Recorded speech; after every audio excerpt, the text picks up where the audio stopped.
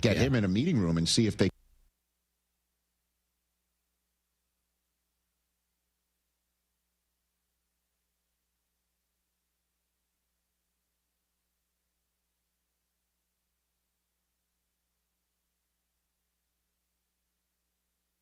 You're in a spot where the.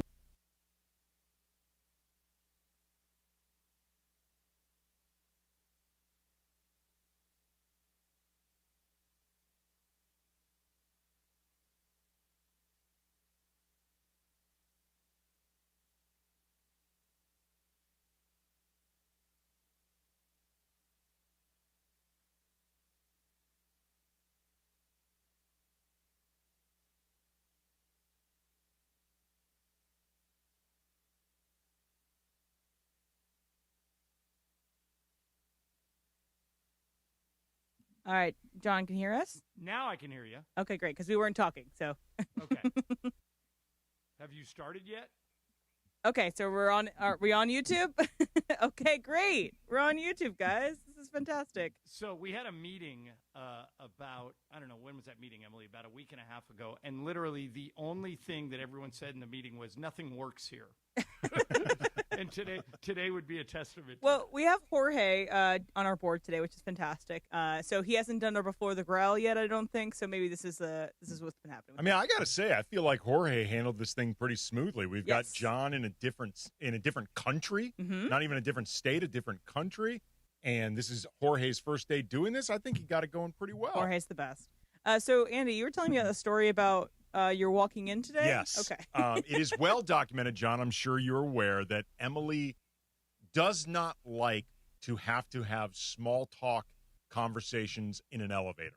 Either does Mason. Mason's even weirder than Emily. Well, as I was walking into the building today and I'm waiting for the elevator, this woman walks in, and until she's directly next to me, I couldn't tell the difference. She looked exactly like Emily, like same hair, same height, same glasses. She was dressed like Emily would. Did you say, hi, Emily? No, I froze because I'm like, I don't know what to do because Emily, I know, does not want to even begin small talk heading into an elevator.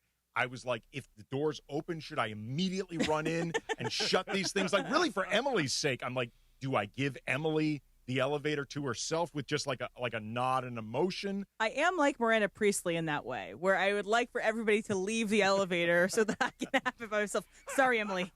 Like in the movie. But yeah, so it wasn't me. It was not Emily. It turned out it was not Emily, but it took this woman being maybe a foot from me before I could confirm for sure that it was not Emily. But for the 30 to 40 seconds of this woman walking up, John, I was really in this panic state of I don't know what to do.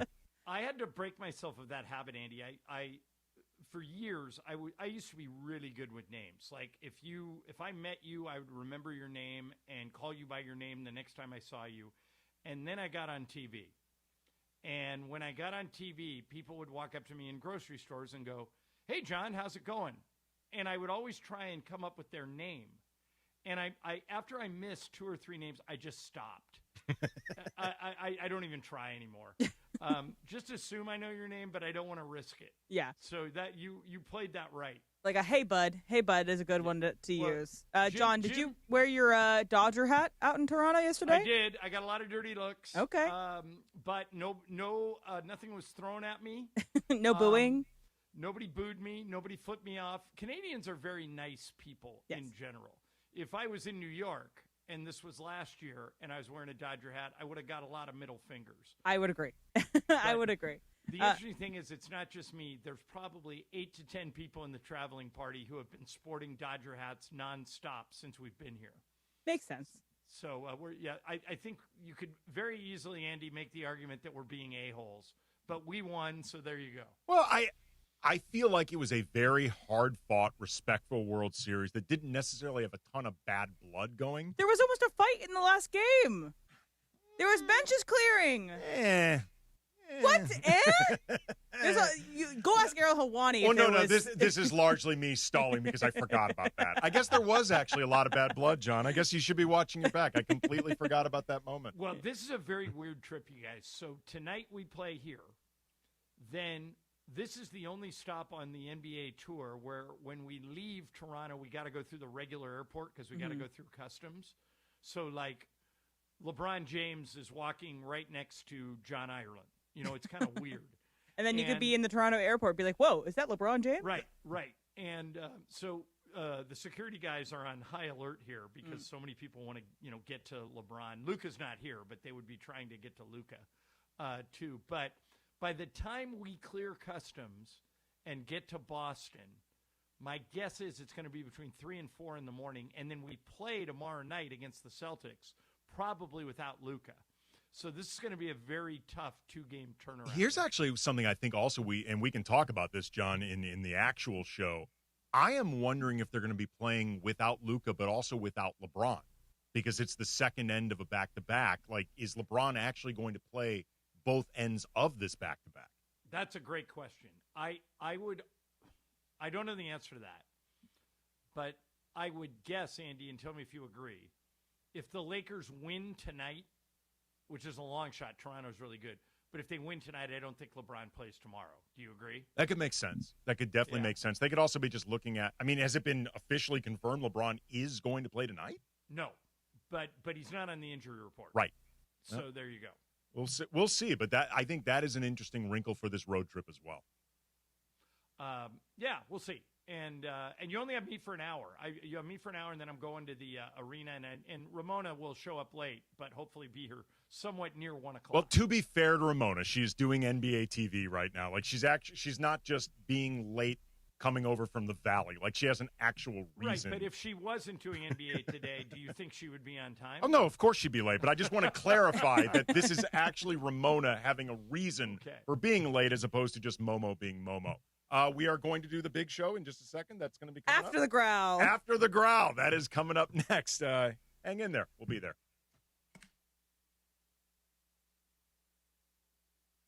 Closer rate in APR is 5.875%. So if your current mortgage rate is higher than 5.875%, give the Loan Exchange a call at 855-752-9944 or log on to theloanexchange.com. It won't cost you a thing. NMLS 1637539. Loan subject to credit approval. See website for licensing information, loan terms and conditions. Equal housing lender. Call 855-752-9944 or visit theloanexchange.com.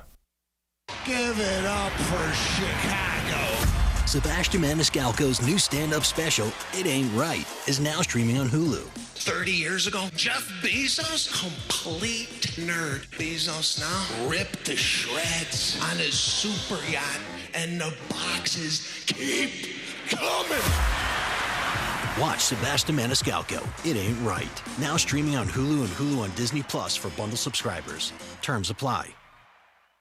Rich Eisen here, and we're brought to you by Sonos. The holidays sound better with Sonos speakers. Whether it's a movie night that feels larger than life or the roar of the crowd as your team takes the field, Sonos helps create the moments you'll remember. Beautiful design, incredible sound, and effortless control mean you can focus on what matters most, enjoying the season. I love Sonos, and so will you. Discover how easy it is to bring every room to life with incredible sound. Explore Sonos speakers, soundbars, and more at Sonos.com.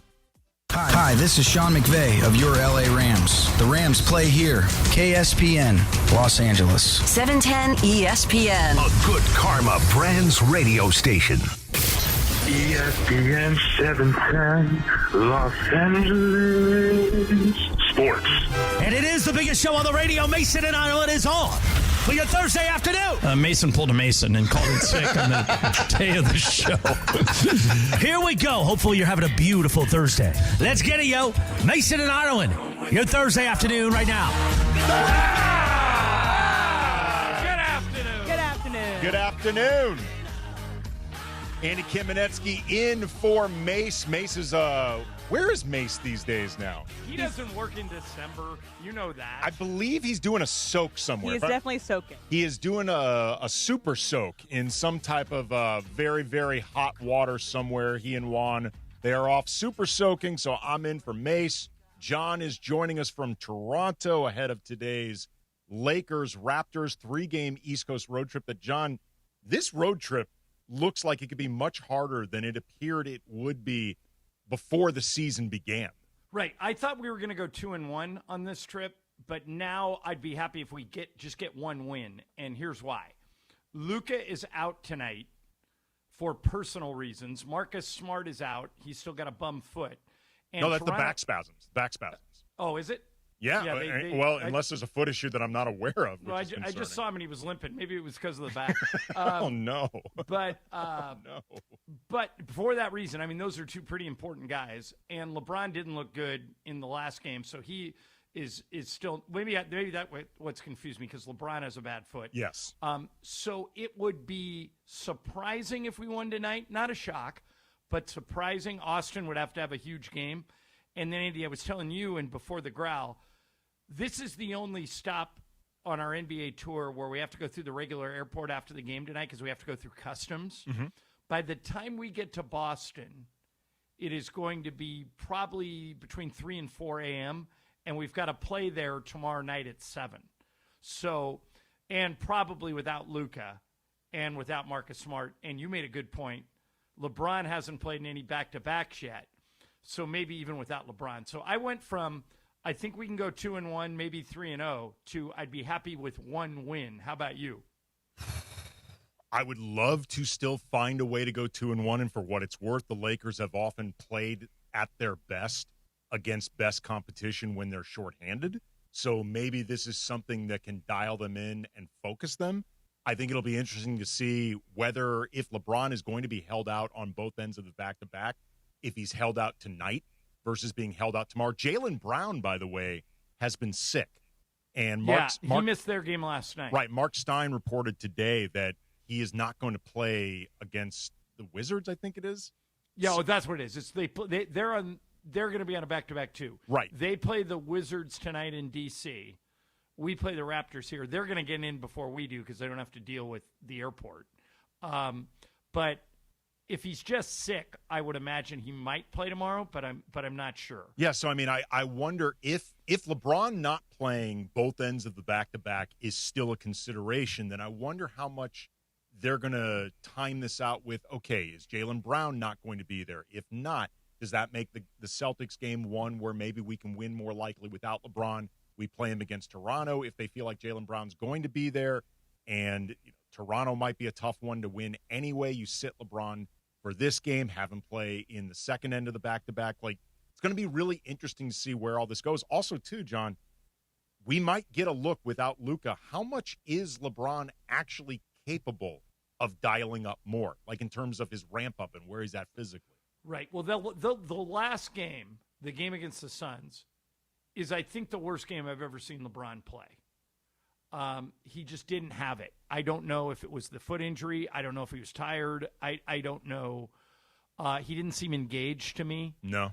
I'm sure this has been a top for people that don't know. Andy and his brother Brian host the Locked On Laker podcast Monday through Friday, right, AK? Yeah, everywhere you get your podcast. It's always free. It's never behind a paywall. And what if I'm a sicko that likes to watch? Well, there's a YouTube component for you sickos out there. All right, so I would imagine that, I mean, people beat up on LeBron on our show all the time anyway. I would imagine he's been a pretty big punching bag on Locked On Lakers for the last couple of days, no? It's something. Oh, yeah. It's something I've actually noticed the entire time covering this team while LeBron has been here. He's had his moments where I feel like he's been pretty ingratiated by the Laker fan base, particularly in the 2020 season, not just because they won a championship, because in the wake of Kobe's passing, LeBron really, I think, took it upon himself to help shepherd the organization through that. But for the most part, if we're being honest, there's been a large disconnect between him and the fan base. Right, and I've never understood it. I'm in the other camp. I'm happy to have LeBron here for as long as we've got him. I think this year is probably going to be it. I don't know anything. I'm just speculating. But I think LeBron gives us – the only question, as you know, Andy, the only question I ever ask is if we're debating about a player, does this player give us a better chance to win? And I think he does. So if you want to have an abstract conversation about should they move off that contract because it's worth $52 million and you can get other stuff, that's a different conversation. But right now, this year, I think LeBron healthy gives them a better chance to win. Now, let me throw this at you. Sure. Because I threw this out yesterday when Ramona was here, but you're dealing with the Lakers every day. I have not had this conversation with JJ. So I don't know if he would even consider it. But when everybody gets healthy, you can't do it tonight because you don't have Luka and you don't have Marcus Smart. You just got to kind of go with whoever is healthy for the next couple of games.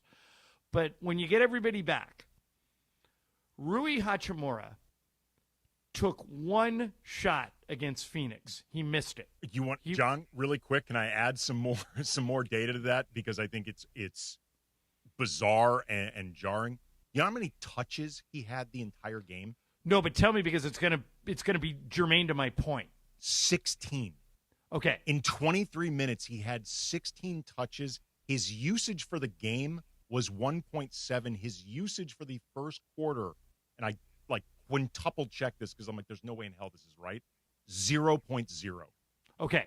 So that actually lends itself to what I'm going to propose. When everybody gets healthy, I would start Marcus Smart and bring Rui in with the second unit.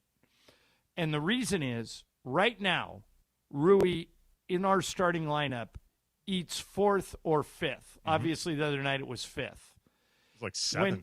When Luka or LeBron comes out of the game, which is when the sixth man comes in, normally for LeBron, that guy gets more opportunities to score.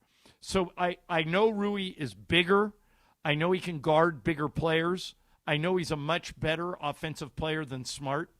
I'm just saying I think he would benefit from being in the second unit, and the Lakers would benefit from Smart, a defense-first, point-of-attack defender, being in the starting lineup. What do you think? Oh, I've been making this point since, forget the season began. I've been making it since the offseason. Like, to me, this seems like the obvious thing to be doing. He's starting. But wasn't Thursday our case evidence? I mean, the game against the Suns or wasn't Thursday, whenever it was. Monday. Andy, I swear to God, I'm not just saying this. I have no idea what day it is. I don't blame you. I literally just get up and, like, I'm gonna go to bed in a different city for the next 4 nights. I spent last night in Toronto. Tonight I'm going to spend in Boston. Right after the Boston game, we fight at Philadelphia. So I'll actually get 2 nights in Philadelphia. No, I won't. I'll get 1 Saturday, and then Sunday night I sleep in Manhattan Beach. So 4 nights, 4 different places. I have no idea what day it is or what time it is. Dude, you're going to be in a different country. I know. I your forgot about bed's that going to part. be in a different country for tomorrow's game. So I think that also, and I'm not even playing. So I think that Rui would benefit from being more focused. And I think I've heard you bring this up before, but we didn't have evidence. Now we have evidence. That game against the Suns is PowerPoint number 1 as to why Rui would be more suited being the sixth man than a starter. Now, you might not like it. I think they're, starting for the Lakers has some cachet, but I think it's the best thing for the team. Oh, it absolutely is the best thing for the team. And, like, Rui's numbers right now are really good because he's been insanely efficient from inside and outside the arc. I mean, like, because a lot of times he's left wide open. Right, but if you don't give him the ball, then it doesn't work. Look, the thing that JJ and the coaching staff and whoever would need to talk to Rui about is this is not a demotion. Like, it's not a demotion. It's not about anything you've done wrong. It's what's best for balancing both the starting and the bench units. There's too often where, because they've got basically 4 bigs in the starting lineup defensively between Luka, LeBron, Rui, and DeAndre Ayton, you've got Rui often checking small wings and guards, which he's just not meant to be doing. And Marcus Smart specializes. Yes, like it makes more sense for Marcus Smart to be trying to help the obvious defensive deficiencies in the starting 5. Rui brings some scoring punch off the bench they definitely need. You can keep his minutes where they are because it's very clear they're going out of their way not to play Marcus Smart past a certain point because they're trying to keep him healthy. So I think you can give Rui his minutes.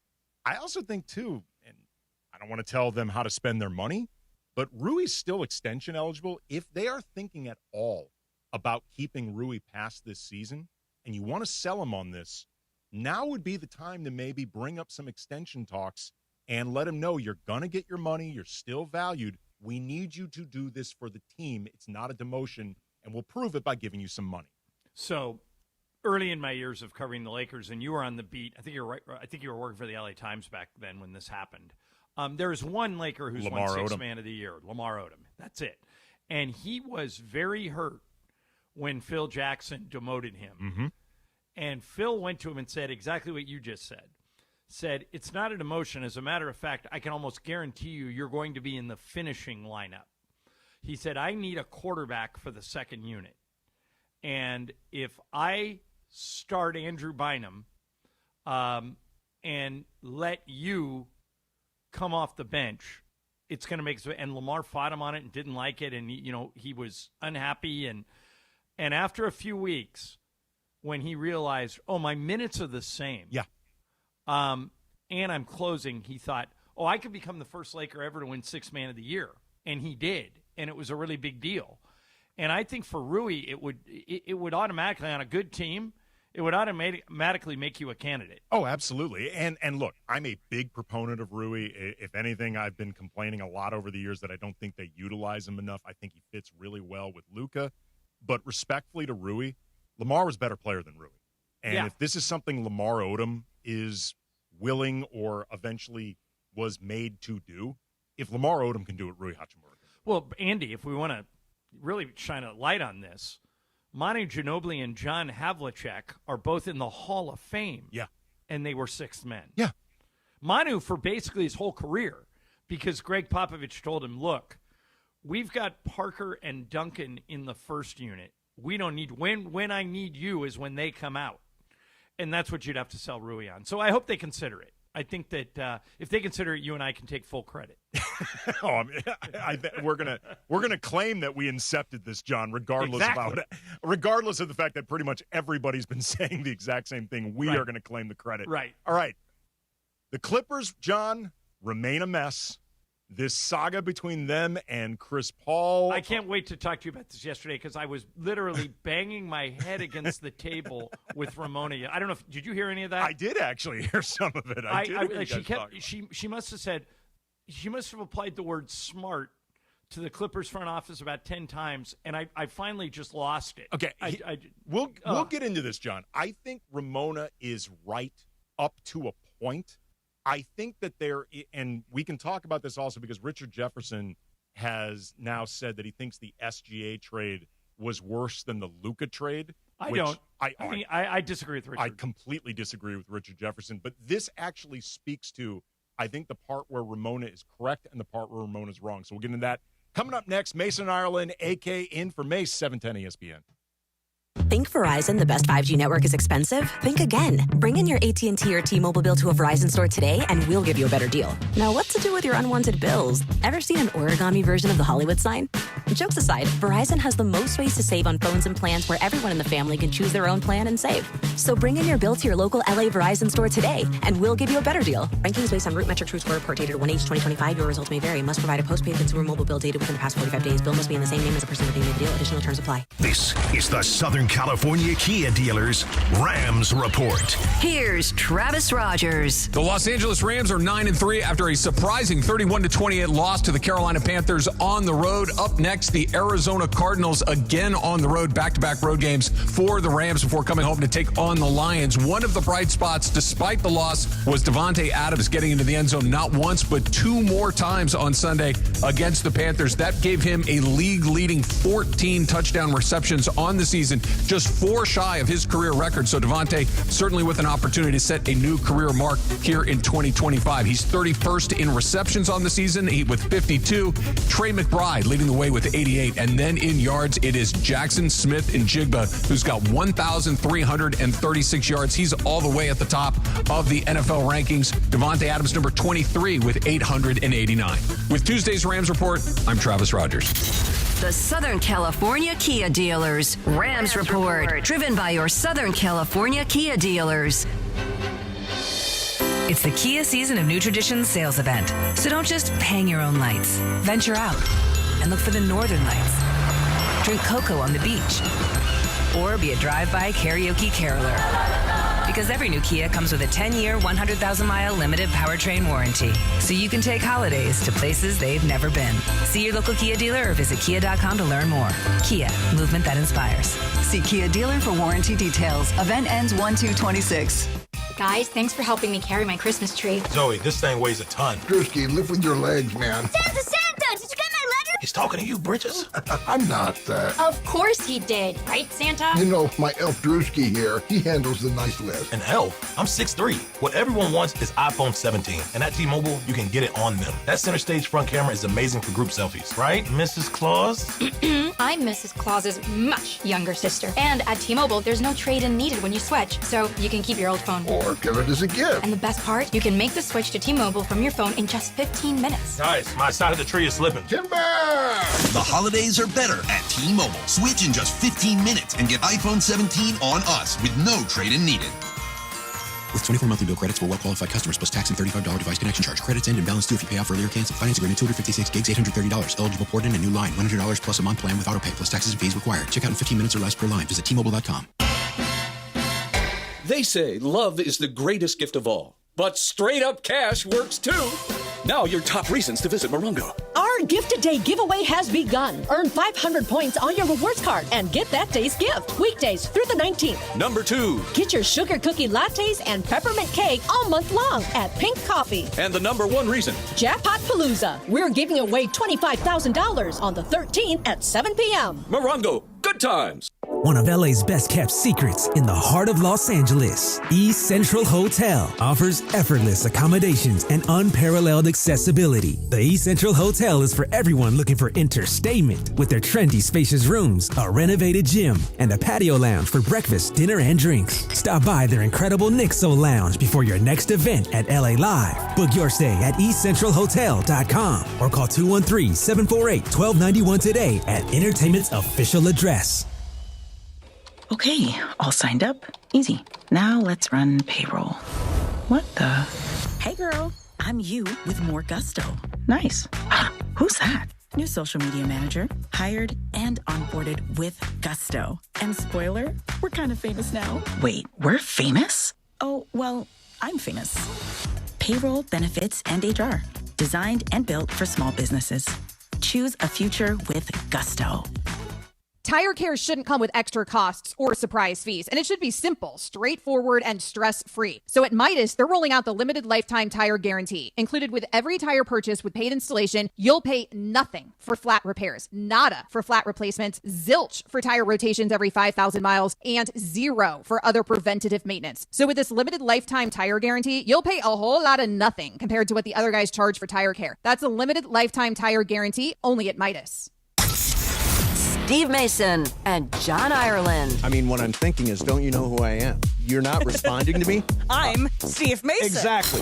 Mason and Ireland. What? It's an outrage. It is an outrage. Back to the guys. It's a Rams watch party with a massive prize. Join ESPN LA on Thursday, December 18th at Kelsey's inside Pechanga Resort Casino. It's free to join, but you got to sign up at espnla.com to save your spot. And then you'll have a chance to play golf in Sua Craven's foursome. Play your perfect combination at Pechanga Resort Casino, the official California gaming and casino partner of your Los Angeles Rams. Andy Kamenetsky in for Steve Mason. John is joining us in Toronto ahead of today's Lakers-Raptors. It's going to be a difficult game. We know Luka Doncic is not going to be there. Personal reasons. Marcus Smart out with back spasms. And I still think it could be up in the air, John, whether or not LeBron plays, given the back-to-back of it all. I think you're right about that he plays in both games. My sense is he'll play tonight. And if they win, then maybe give him tomorrow night off. But maybe because tomorrow night is a nationally televised game. Ooh. And it's against the Celtics. Lakers-Celtics is always a big deal. I think that if you had to pick one, maybe you play him. But I don't know. We'll see. It's going to be hard to win either one of those games because both these teams are – Boston's surprisingly decent. Mm-hmm. And Philadelphia always torches us when we play there. And Tyrese Maxey sees purple and gold, and he just goes nuts. He's been so good. But I think – he is maybe the most underrated player in the NBA. It's a toss-up between him or Alpi Şengün in Houston. I think those two guys are not talked about like stars, but they both are. They're both really, really good. And unfortunately, and by the way, do you agree with me that I don't think either one of them can win most improved because they've both been all-stars? And normally, if you've been an all-star, people won't vote you most improved. You know what? Most improved player, I honestly don't know. I'm not trying to punt on the question. I honestly don't know because most improved player has been a really weird one to predict. Like, pretty recently, Ja Morant won. And I think But he hadn't been an all-star yet. Had he not been? Okay, No. because I know he had been on the rise. You know, a guy like, to be honest, Austin Reeves has... I think Austin's second in the race right now. Okay. Again, I would give it to Şengün or Maxey, but they've been all-stars. Austin never has. So I'll put Austin number 2. And the guy I have right now at number 1 is Jalen Duren, the center for the Pistons. He's been really good. I think he's averaging 21 and 10. I would vote for Austin because I'm biased and I'm a shameless Laker apologist. But I don't have John. Yeah, I don't have a vote. But I think that's where his main competition is going to come from is Jalen Duren in Detroit. Well, it does not even take a Lakers apologist to say that the Lakers at 15-5, they are not a bleep show. The Clippers, however, John, they are a bleep show. They are an absolute bleep show right now. They're going through this exiled, banished period with Chris Paul. He is away from the team. This happened apparently like at 3 a.m, which is so Clippers, and the season's been a disaster. There's the aspiration cap circumvention investigation that's going on, Pablo Torre's investigation.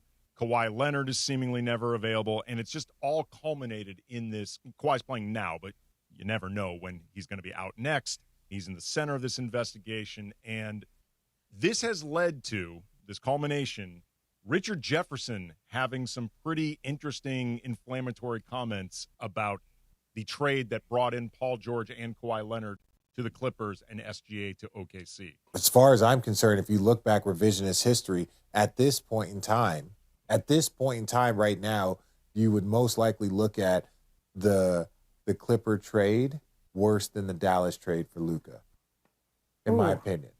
You would look like people understand this. For sure. Because Dallas also ended up getting Cooper Flag, right? Because of the results of that trade, they ended up getting Cooper Flag, where OKC ends up getting, I think it was J-Dub, and they got Shea. Shea's won an MVP and won a championship, so boom, that's stamped.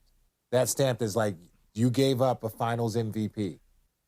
A future MVP. They probably got shit too, RJ. I'm just saying from that. Now that I'm thinking about it. No, I'm just saying you're right. Like, I'm just thinking Shea doesn't get the love that he deserves. Shea doesn't get the love. Yeah. Shea is an iconic once-in-a-generation player. That's facts. His consistency, his numbers, his performance. We gloss over because it was multi-years back before he was that dude, but a lot of people thought he had potential to be very special. They just didn't know how special. Well, he's shown them how special he is. So now when you look back on it, it's like, hey, yeah, they traded Luka. Luka still has to go get that finals MVP and championship, which we believe he will. But Shea's already done that. Okay, there is a lot in Richard Jefferson's argument that I think is just flat out insane. First of all, the idea that SGA doesn't get enough love. I'm pretty sure MVP, John, qualifies and as finals love. MVP. And finals MVP. Like, dude's getting love. Like, well, here's why yesterday I torched the Clippers, so I'm going to change hats and support them on this trade. The reason they did, and I've talked to Doc Rivers about this, the reason they did that trade is if they got Paul George, they were going to get Kawhi. Yeah. It wasn't just for Paul George. And anybody who tells you different is not telling the truth. Kawhi probably, you never know with Kawhi and Uncle Dennis and everything going on with aspiration and all that stuff. But remember, the aspiration stuff was for his second contract more than the first. The reason that they did the Paul George trade is because the Lakers were in a down year. They had an opportunity. Kawhi had just won the title in Toronto. He was, if not the best player in the league, in the top 3. Coming off finals MVP. Right. And they were not going to get Kawhi if he didn't have a running mate. So they went and got him a running mate, and that allowed him to sign Kawhi and Paul George. Andy, they had to take that swing. The fact that it didn't work out is revisionist history, but which they Richard had to Jefferson do that said trade. himself, like at the top, this is revisionist history. Like at the time, Kawhi Leonard was coming off Finals MVP. Paul George was third in MVP voting that year. Like, yeah, they had to do that it. That trade was celebrated at the time, right, by everybody. And if you think about it, they were the Clippers had no buzz in L.A. They just didn't. They weren't only the little brother; they were the redheaded stepchild. Just no one. If Mason and I used to joke, if we were playing password, if we were playing word association, and the word was Clippers, I would have said, and I tried it on him before I even prefaced it with that. I said, let's play word association. Losers. And right away, Mason goes, Clippers. That was their identity in L.A. So they had to take a big swing. They did. It didn't work out. But I think you go back over that 10 times out of 10, I make that deal. Not only, John, 10 times out of 10 do you make that deal. 10 times out of 10, every team in the league makes that deal, including, by the way, the Lakers, who tried to get both Paul George and Kawhi Leonard. Like, they thought at one point, they thought Paul George was so in the bag, they weren't willing to trade Brandon Ingram for him, reportedly, because they figured, why give up Ingram? Paul George is coming anyway. So everybody would have done this. Clearly, OKC won the trade in a rout, but that doesn't mean that it was a bad trade. It was a bad result trade, but it's not a stupid trade. I remember Mason and I years ago went on the air and the Dodgers traded Pedro Martinez for Delino DeShields. Oh, yeah, I remember that. And we talked about how Fred Clare had stolen Delino DeShields, an all-star infielder who was going to change the Dodgers' fortunes forever. We could not have been more wrong. Well, remember, but John, that's Pedro when wasn't Pedro yet, and Shea wasn't Shea yet. John, that was, correct me if I'm wrong, that's when people had more faith in Ramon Martinez than Pedro Martinez. Ramon at the time was a much better pitcher. Yes. So I'm just saying, Shea looked like he had potential, but nobody knew he was this. Oh, anybody who says they did is not telling the truth. Right, truth. Including, by the way, the Thunder. The Thunder, I'm sure, thought Shea was going to be very good because, by all accounts, they demanded Shea be a part of the deal. They thought he was going to be good. I thought at the time, I remember watching him as a rookie, that he was going to be good. Nobody, including the Thunder, thought he'd be this good. Again, the Thunder clearly won that trade. Shea wasn't even a star at Kentucky. No. I don't even think he was an All-American at Kentucky. He just, he just developed and turned into what he is now, which might be the best player in the NBA. But I'm not going to kill the Clippers for that. I will kill them for how they treated Chris Paul and the way they've handled everything else. But that is not, they are not deserving of criticism for that. Let me ask you this. Why do people, and smart people like Ramona, use the word smart to describe the Clippers front office, where I could sit here and list 10 dumb things they've done in the last 2 years? Okay. Why does their front office have a reputation of being good when they're not? I will give you an answer to that coming up next. Also, too, Dave Roberts has some interesting thoughts about a salary cap in Major League Baseball. So we'll talk about all that coming up next. Mason Ireland, AK in for Mace, 710 ESPN. Time to tell you about National University. If you are a veteran, if you've been in the military, if anyone in your family has been in the military, you got to look into National University. National University is available to non-military as well, but they're veteran-founded, veteran-focused, and if you're a veteran and you don't think you have time to get a college degree, think again. NU has more than 150 degree programs, credentials, and certificates, and they'll do it on your schedule. You are what they call an ander. You might have a job, and you're in the military, and you have kids, and you have a family, and you want to go to school. They get it. They know that you need to do this on your schedule, so they have 4 and 8 week online courses, a great transfer credit policy, and they hand out millions in scholarships each year. They also give you whole team support, professors, advisors, resources to keep you on track so you can finish strong. These are one of my favorite partners. I saw Dr. Mark Milleron at the Laker games. He was there the last 2 games. National University is a proud sponsor of the Lakers. They're a proud sponsor of ESPN LA, and they want me to help them get the word out that if you're a veteran and you want to get a college degree, you got to go to their website and check out your options. nu.edu. nu.edu. National University. Get ready, SoCal. The ultimate entertainment destination is now open. Hard Rock Casino Cajon, just 15 miles south of Bakersfield, is your 24/7 home for all the action. Enjoy nonstop gaming, unforgettable dining, and live entertainment, all in one electrifying spot. It's the new hot spot for ESPN LA fans. Whether you're celebrating a big win or just soaking in that legendary Hard Rock energy, the wait is over. Hard Rock Casino Cajon is now open. This is how SoCal plays. Hey guys, it's Sedano. The crazy Hernandez brothers at Hernandez Wholesale Flooring have wood. And not just little wood, but a lot of high-quality hardwood in all colors and lengths. If you need to lay down some new wood in your home, Hernandez Wholesale Flooring has got you covered. Visit their huge showroom right off the 5 freeway by Commerce Casino, or check them out on the web at hernandezwholesaleflooring.net. They even have carpet and artificial turf if that's what you prefer. All jokes aside, no gimmicks, no markups, just the best price on quality flooring at Hernandez Wholesale Flooring. Every ceviche at Mercado González begins with limes fresh squeezed daily. Yes, daily. And each drop of those limes marinates our delicious shrimp, caught from El Mar de Cortés for a unique mariscos flavor you can't find anywhere else in the world. Spoon the ceviche over our tostadas raspadas and take a crunchy bite.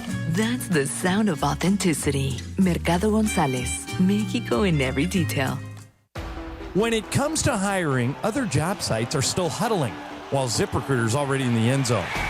What's the advantage? With ZipRecruiter, when you need to hire someone fast, you get them fast, but you also get the best person for your job. It's a win-win. Plus, ZipRecruiter doesn't depend on candidates finding you. It finds them for you. Recruiting a team or looking for fresh talent, ZipRecruiter covers the field with their powerful technology and immediately starts showing your job to the right candidates. That's why over 4 million businesses have used ZipRecruiter to hire, and why 4 out of 5 employers who post on ZipRecruiter get a quality candidate within 1 day. ZipRecruiter makes hiring faster, smarter, and more efficient from post to hire before the competition can even line up. Get in the end zone with ZipRecruiter, the smartest way to hire. Try it for free at ZipRecruiter.com/LA. That's ZipRecruiter.com/LA. Nothing compares to the energy of the purple and gold in person. In the arena, it just feels different. Don't miss your opportunity to catch the Lake Show live and soak up all the action. The best place to get 100% verified, secured game tickets all season long is Lakers Ticket Exchange. It's the official resale marketplace of the Los Angeles Lakers, where you can buy and sell tickets with other fans just like you. Lock in your seats now at Lakers.com/ticket exchange. That's Lakers.com/ticket exchange. Fellas, it's the season to shine, and not just from the holiday lights. Manscaped is here to keep you looking sharp for every holiday party, family photo, and mistletoe moment. The Lawnmower 5, Groin and Body Trimmer, and the Chairman Plus Face Shaver deliver precision, comfort, and control worthy of Santa's nice list. I've been good and nice. Whether you're tidying up before a big night out or preparing for New Year's Eve, Manscaped has your back. And your face too, to be exact. So gift yourself with some grooming greatness this season, because looking good is the best gift of all. And now you can find Manscaped products at your local Walmart. Get in the zone, AutoZone. Charlie's battery is struggling to start. Not ideal before the tailgate, so he goes to AutoZone, Welcome to AutoZone. where a friendly AutoZoner tests his battery for free. Looks like he needs a new one, so he gets the Duralast battery. Have fun and stay warm. And he makes it to the tailgate early enough to get his favorite spot.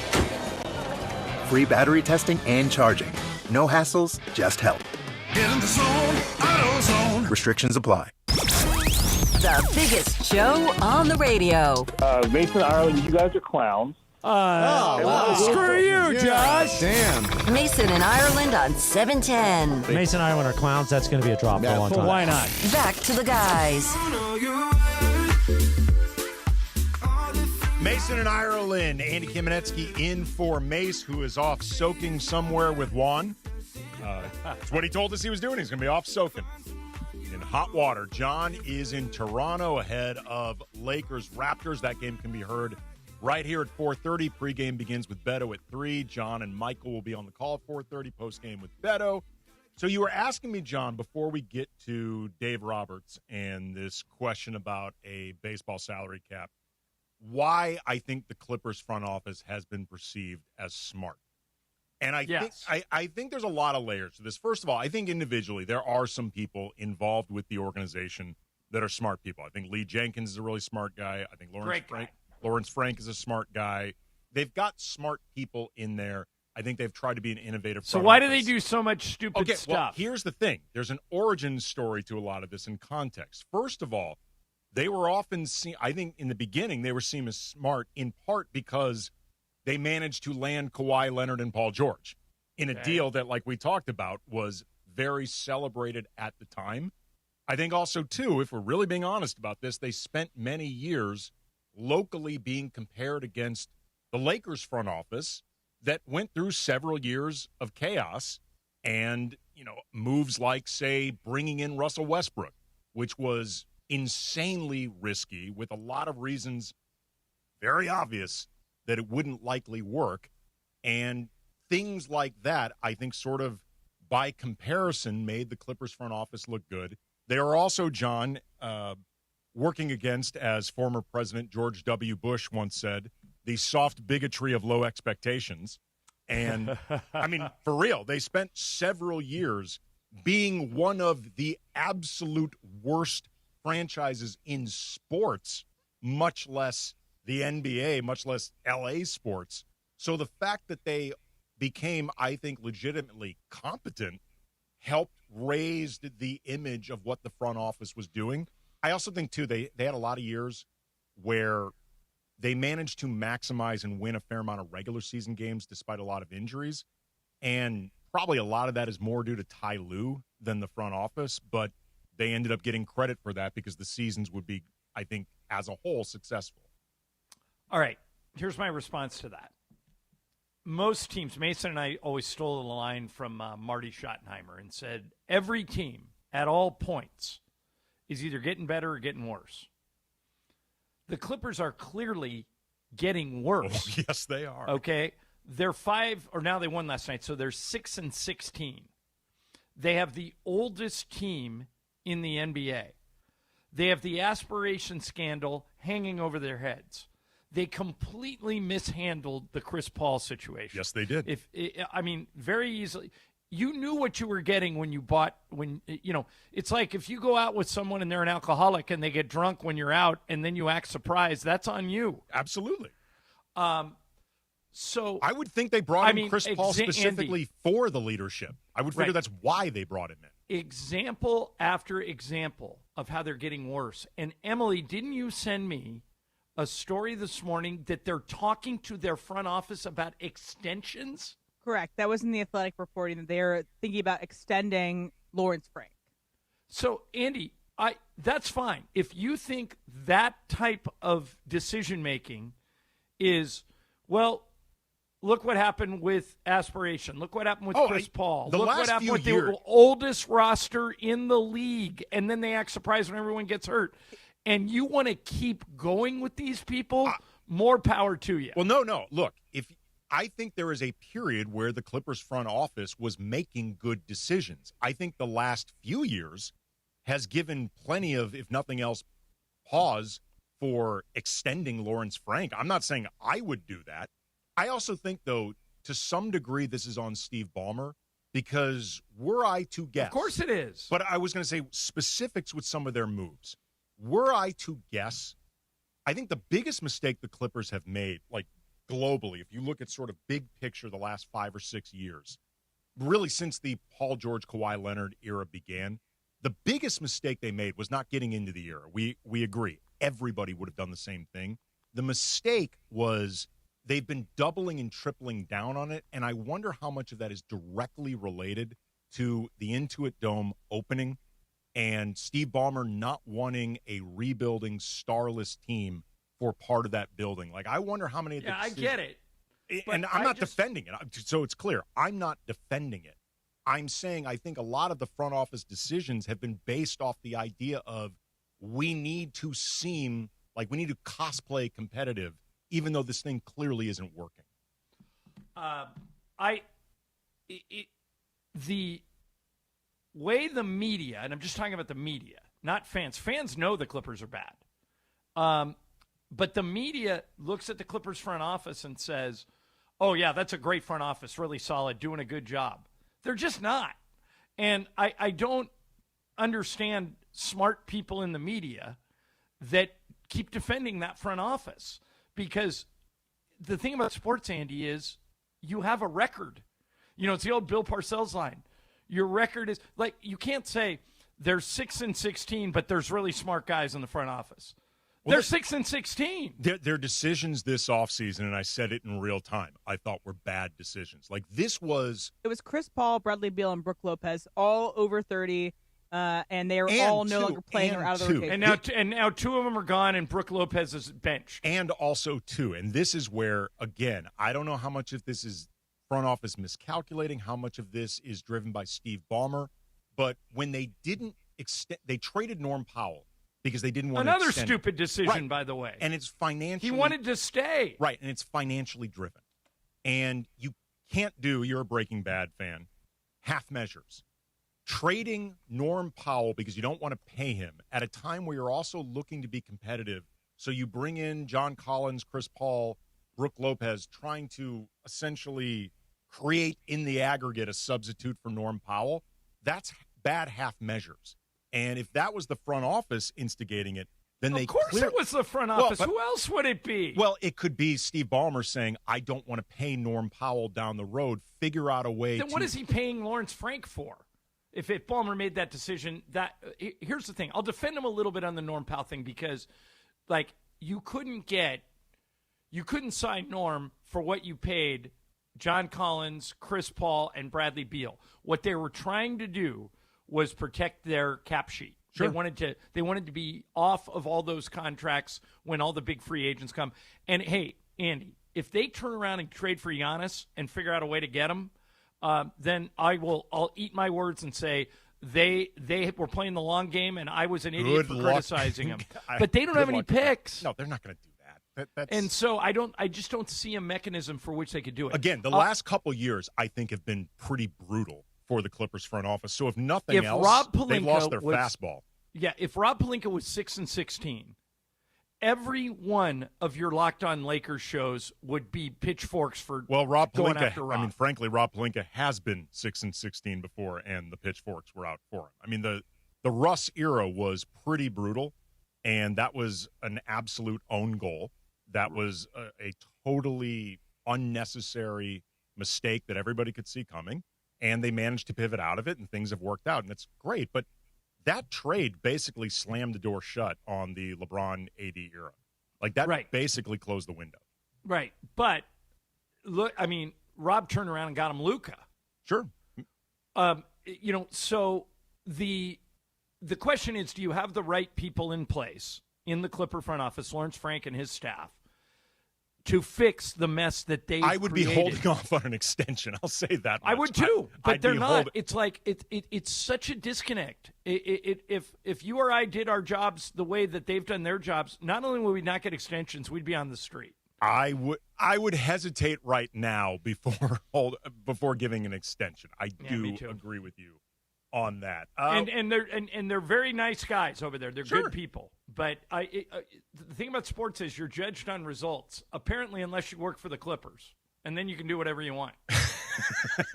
I cannot believe that they would exile arguably the greatest player in their pretty paltry franchise history. Like to do Andy, that to they Chris don't have Paul. a retired number. That he was going to be the first one, and maybe they'll make up, and one day he will be. But they bundled the end of Blake Griffin. Now they've bundled the end of Chris Paul. I just don't get it.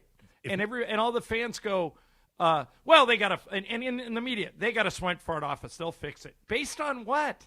If nothing else, man, here's one smart piece of advice I can give them right now, just for something fun and celebratory and earned. Retire Ralph Lawler's number. Like, do some type of celebration of Ralph Lawler. Like, I would argue he's the greatest Clipper of all time. Like, Ralph Lawler was phenomenal at his job. He was a mainstay. And Ralph was the guy that was most upset by the fact they had never retired a number. He wasn't clamoring to have his name retired. For sure. He was just like, come on, build some identity here. Exactly. So if nothing else, start it with Ralph Lawler, because I don't know if it's definitely not the right time to do it with Chris Paul, and I don't know if it's the right. Did you see that the Lob City trio reunited on FaceTime? Yeah, good for them. Absolutely. All right, coming up, we're going to do a little icebreakers. Emily's got someone for us to guess, John. So that's coming up. I'm only 1 point in the hole, Andy. Did you hear the new system? No. If you win, you have to start that many negative the next month. So Emily, what was I last month? Minus 15? You won by 9. Oh, so No, the but the month, month you were down 15, and then you ended up I winning was the down month. 15 and I won anyway, Andy, and now I'm down 9, but I got it yesterday, so I'm only down 1. So your job is to keep me in the red ink. Let's see if I can. I'll try. I don't understand this system, but I'll do my best. Mason, Ireland, 710 ESPN. All right, time to tell you about Jacob and Marani. It's that time of year. The Christmas lights are going up. Everyone's racing around trying to finish holiday shopping, and that means accidents happen. When you get in an accident, you got to call Jacob, and it's a super easy number to remember. 800-345-6789. Even Michael could remember that. He wouldn't write it on his hand like he normally does. 800-345-6789. Don't wait. Don't hesitate. That's the first number you call before you call anybody. They'll trick you into trying to call your insurance company, their insurance company. Don't do it. Call Jacob. 800-345-6789. He'll walk you through it. He'll tell you what to do. And as always with Jacob, no fee unless he wins. 800-345-6789. Jacob and Marani. Put that number in your phone. Use it if you get in an accident. 800-345-6789. The law offices of Jacob and Marani. This Christmas, elevate your game. Big nights deserve big views, especially on Christmas Day. Watch the Lakers light up the holiday or catch the Kings and the biggest concerts from your own private suite at Crypto.com Arena. Make this season unforgettable. Reserve your suite now at CryptoArenaSuites.com. John Ireland for Blue Ice Vodka. Blue Ice's double espresso crafted with Arabica coffee makes the perfect espresso martini. Just shake with ice and pour. Soft, smooth, and delicious. Blue Ice Vodka, because taste matters. This college football season, show your school spirit every time you pay. Introducing college-branded Venmo debit cards. Rep your team on and off the field with custom school designs that let everyone know who you root for. Whether you're tailgating, grabbing snacks for the watch party, or celebrating a win, you can unlock 15% cash back at ESPN, 1 free year of Perplexity Pro, and more. This college football season, score more with the Venmo debit card. Get yours now in the Venmo app. Learn more at venmo.com/collegecard. Max cashback varies. Terms apply. The Venmo MasterCard is issued by the Bancorp Bank, N.A. This college football moment is brought to you by Serve Pro. College football teams have moments they recover from and made it like it never even happened. Like on September 24, 2016, when Tulsa found themselves down 31-0 to Fresno State. With 10 minutes left in the second quarter, Tulsa fought back to tie the game at 41. And then won 48-41 in double overtime. Serve Pro. Like it never even happened. When life hits hard and you need a championship-winning team on your side, like Normand Legal and Joseph S. Normand, proud partners of ESPN LA for over 15 years. If you've been in an accident, don't face it alone. Normand Legal goes full throttle, tackling every obstacle and fighting to get you the maximum compensation you deserve. Just like the best teams in LA, they've helped thousands recover millions in settlements and verdicts. Call 213-747-1234. That's 213-747-1234 or visit NormandLegal.com. Normand Legal, the winning team fighting for you. Listen to Mason and Ireland, weekdays noon to 3 on ESPN LA. And it is Mason and Ireland on ESPN LA. It's time for Icebreakers. Icebreakers made possible by Blue Ice Vodka, the finest vodka sourced from Idaho potatoes. Get it? Idaho, Johnny I, the Idaho compound. Enjoy Blue Ice Classic Vodka or their unique flavors like Huckleberry and Double Espresso. Find Blue Ice in stores and ask for them by name. Time for Icebreakers on Mason and Ireland. Take it away, producer Emily. Before I get to my icebreakers, Rams fans, get ready. The Verizon Rams Rally is happening this Saturday with 2 big stops. The Rams cheerleaders and Rampage kick things off in Westlake Village Verizon store from 10 a.m. to noon. Then the Rams Rally rolls into Sherman Oaks Verizon store from 2:30 to 4:30. Plus, for insane Verizon holiday deals on phones, tablets, gaming consoles, smartwatches, and more. It's all going down this Saturday, December 6th. Meet the squad, meet Rampage, and feel the energy of the Verizon Rams Rally. No purchase necessary. So I explained again to Andy in the break our system for this. So, Andy, do you understand? I think I understand it now. And the way I understand it, John, they basically did the equivalent of when the NCAA outlawed the dunk so Kareem couldn't be so dominant. Right. They did the same thing, John, so you wouldn't dominate icebreakers. You are the Kareem. You are the Lou Alcindor of icebreakers. Andy, it was my idea. Wow. I was getting embarrassed that I was dominating so much, so I said, okay, let's make it fair. And so this made it fair. Now, I was down 15 at the start of November, and I came back to win. I'm only down 9 this month, but we don't have a lot of shows this month, and Mason takes all of December off.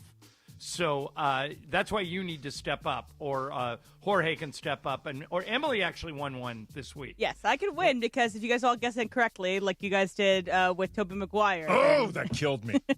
All right, what do we got, Em? Here we go. For 10 points. I was born in 1980. All right. Okay. For 9 points. I became a U.S. citizen in February 2007, and I scored a perfect score on my citizenship test. Okay. For 8 points, I was drafted 13th in the draft of my sport. The 13th round. Sorry, 13th round. Oh, 13th round. Okay. Sorry, apologies. Take my name. I was drafted 13th in the 13th round of my sport, and I'm widely expected to make the Hall of Fame. So I was drafted in the 13th round, and I'm expected to make the Hall of Fame. Okay. For 7 points, I have played for 3 teams in my career, but only 2 cities. I've played for 3 teams. Andy. Go ahead. Albert Pujols? Ding, ding, ding. Wow. You got it. Go, Albert okay. Pujols for 7. Good job. Nice. Because I counted like Angels Yeah. as both, technically. Well, they remind yes. us all the time they're Anaheim. Okay, here's the And rest of the Los hints Angeles. if you probably would have gotten them outside of that. So, 6 points. I won the NL Rookie of the Year in 2001. For 5 points, I played for the Dodgers. For 4 points, my nickname is La Máquina. For 3 points in 2000. I've never heard that. Didn't know that. Me neither. Jorge, have you heard this? I did, yeah. Okay. It's the machine. I thought they called him. Thank you. But that was early on. That was Hey, very early. Okay. What do you, Jorge? What's the Spanish word for uncle? Tío. Tío Albert. Tío Yeah, Albert was that's what I thought his That's nickname the, yeah, was. that's the Later in, Dodgers version of he was an unk at that time. And then in 2011, I signed a massive 10-year deal to lead the Cardinals for the Angels, and then yes, If we didn't get it then, we'd be in serious trouble. Exactly. Although we could just go work for the Clippers. Right, exactly. So, John, who's this sponsored by? Blue Ice Vodka, the heart of Idaho, made from potatoes. It's great. Try it one time. You'll love it. Blue Ice Vodka. Ask for it by name because taste is everything. All right, so, John, Dave, what show was Dave Roberts on when he was talking about this? There's a new comedy show with Keenan Thompson, and is it Kevin Hart? Yeah, it is Correct. Kevin Hart. It's Yes. Kevin. Okay. It's a on sports Prime. comedy show. It's on Amazon Prime. Yeah.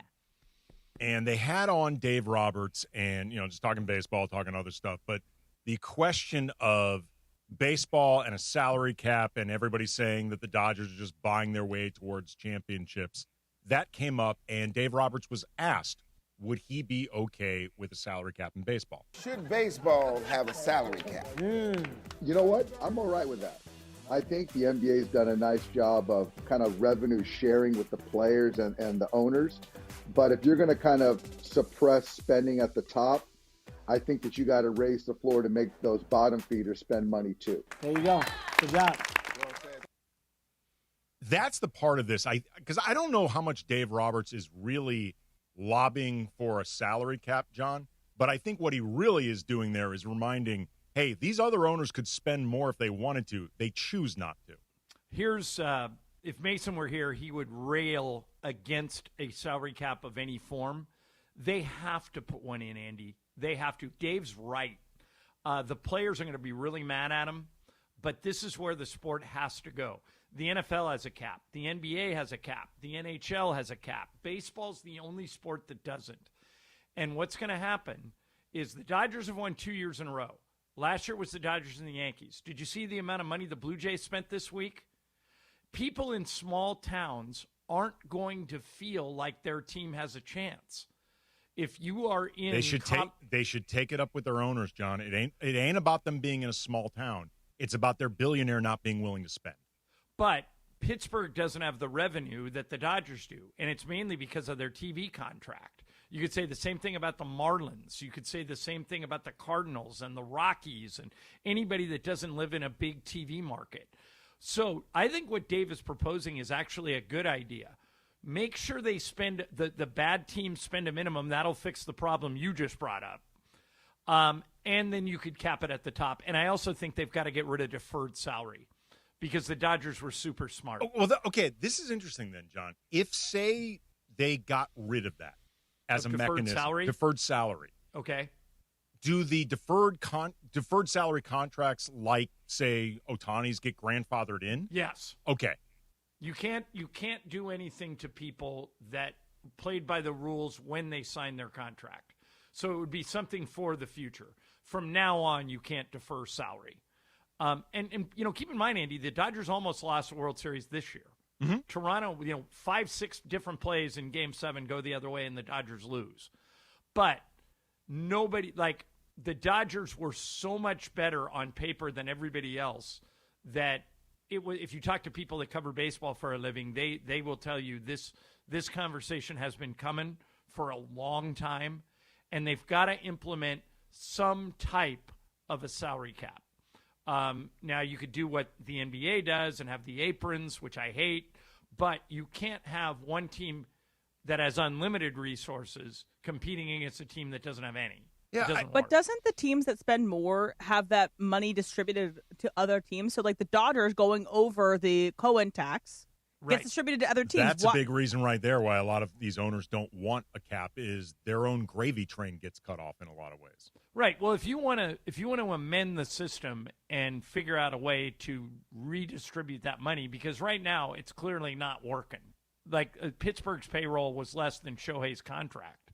But I understand that there's discrepancies in TV deals and things like that. It is not a level playing field. I'm not going to be naive or gaslight people into thinking that it is.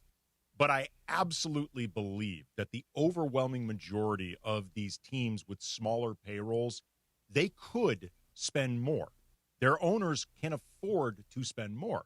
They choose not to. The Dodgers spend the most amount of money that they earn, their profit, on payroll. The Pirates are the least amount of money that they profit spent on playing their players, paying for anything else. Do you feel that they should be required to spend more than they make? In other words, are you okay? Are you advocating that they operate at a loss? I'm not convinced they would necessarily be at a loss. There's always a lot of fuzzy accounting that goes into this. So they never want to open their books. Right. I'm not convinced that they would be operating at a loss to begin with. I don't think these guys ever go into this stuff to truly operate at a loss.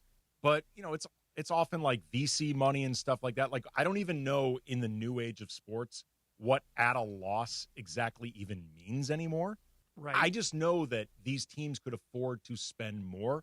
And I actually think that if you want to put in a cap, put in a cap. I don't have a massive problem with it, but I actually think the floor is a much bigger issue in the discrepancies than the lack of. Well, here's where I'll meet you in the middle. If they're going to jam a cap down the players' throats, they have to agree to open the books. If they don't open the books, I'm fully supporting the players 100%. There's got to be some trust on both sides here. You brought up the point the players don't trust that the owners are losing money, and the owners could just end it by saying, "Here's our books. Look at them. We're losing money." If they don't open the books, I'm with the players. I will take your side on this in wanting to see a cap, just because I want to see the books open.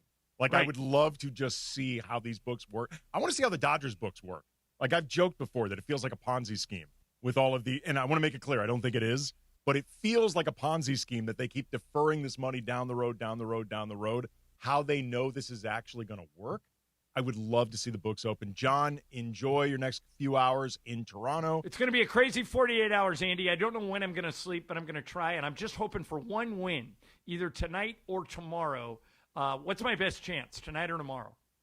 I think tomorrow, just because I think Toronto is better than Boston. Yeah, I agree with you. Yeah, I think it's going to be Toronto, but we will see. Try to get as much sleep as you can, man. Safe travels eventually back to the States. All right, brother. Have fun today. I'll see you next week. We will, for sure. Coming up, going to do some sports graffiti, 877-710 ESPN. You want to talk about the Lakers, Clippers, salary cap in baseball, whatever. Momo's going to be joining soon. That's next. Mason and Ireland, 710 ESPN. Hey, Rams fans, this Saturday, December 6th, stop by the Westlake Village Verizon store and meet the Rams cheerleaders and the best mascot in all of sports, Rampage. Plus, check out Verizon's incredible holiday deals on gifts for everyone, from the latest phones and tablets to gaming consoles, smartwatches, and more. Don't miss out. Come say hi to the Rams cheerleaders and Rampage at the Westlake Village Verizon store, located at 121 South Westlake Boulevard from 10 a.m. to noon on Saturday, December 6th. Hey guys, it's Cap. Here's the scenario. Your home is flooded and the damage is severe. Now it feels like your insurance company is turning on you. They won't approve a replacement living arrangement and the adjuster leaves you in the lurch. Take a breath and call Avner G.O.A.T, one of Southern California's largest public adjuster firms. Avner G.O.A.T knows how to fight back when your insurance company makes you feel like a criminal, leaving you with no hope of getting into your home and getting it all back together. With decades of experience and a passion for helping people, Avner and his family take the call themselves. So whether you have a toilet overflow, a broken water line, a burst supply line, a broken fire sprinkler, whatever the water damage is, you call Avner G.O.A.T today at 818-917-5256, or you go to avnergat.com. It's 818-917-5256 or avnergat.com. You call, Avner answers, he says hello. Your claim is our game. AvnerGat.com. LA, the countdown is on. The Bucked Up LA Bowl, hosted by Gronk, returns to SoFi Stadium on December 13th, featuring the Mountain West champions going head-to-head with the former Pac-12 rival. Be part of the live atmosphere, cheer on your team, and experience college football like never before. Tickets and premium suites are on sale now. Don't miss out on the action. Visit LABowlGame.com and secure your seats today. That's LABowlGame.com. Hi, it's LeBron. The Lakers play here. 710 ESPN. KSPN, Los Angeles. A good karma brands radio station. And it is 1 o'clock in the Southland on the biggest show on the radio, Mason and Ireland. And it's time for Let's Talk About It on Sports Graffiti, like we do every day at this time. Sponsored by our friends at BetterHelp. Mental health is health. Visit BetterHelp.com/timeout today for 10% off your first month of therapy. BetterHelp.com/timeout. Now let's do it. Let's talk about it on Sports Graffiti on Mason and Ireland. All right, time for a little sports graffiti, 877-710-ESPN. If you want to weigh in on anything Lakers, Clippers, Dodgers, Rams, off the menu with sports, whatever, 877. Salary cap. Anything. Movies with Andy. Heat 2, whatever. You want to weigh in, and we're going to be waiting on Momo. She should be joining us any moment from the, what is it, the NBA Today studio or NBA studios? Yes, NBA Today. NBA Today studios. She's going to be joining us. Let's begin with Sean in La Media. You're on Sports Graffiti. What's up, Sean? Well, Andy, I got a way to fix our structure of college football, give you the power for one moment on the radio. I know it doesn't count for anything more than this. But what I would do is, first of all, we have schools like Stanford in the ACC. What is that?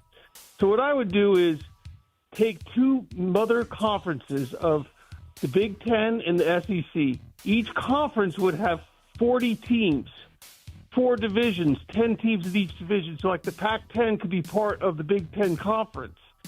Then you'd have the 4 first-place teams of each division going to the playoffs and 4 other teams for each conference, having 8 teams in the Big Ten and then 8 teams also from the SEC to battle it out on the field, no committees. What do you think?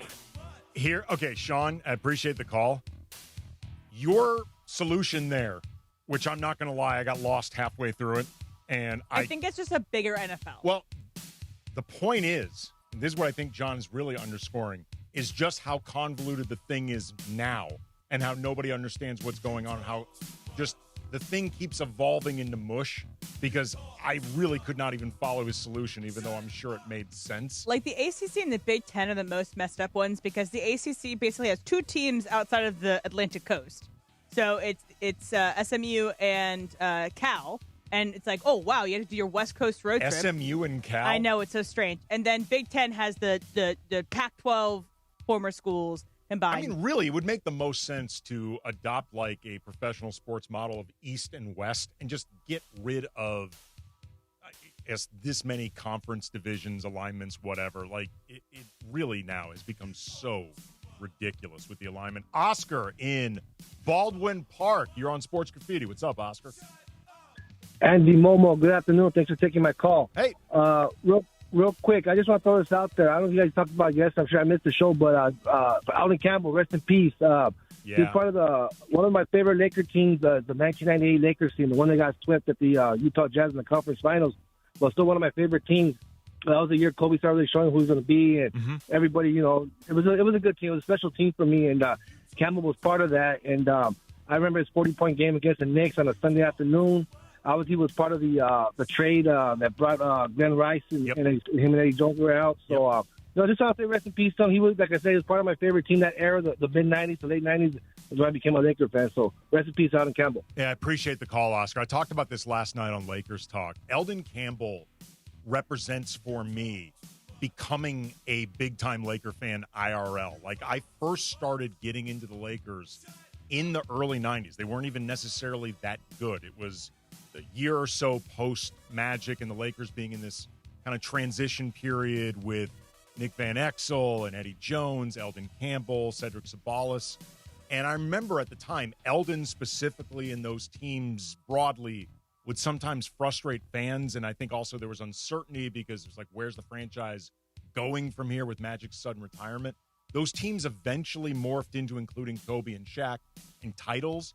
And because of that now, I feel like a lot of fans can look back on that group and just appreciate them for being really fun.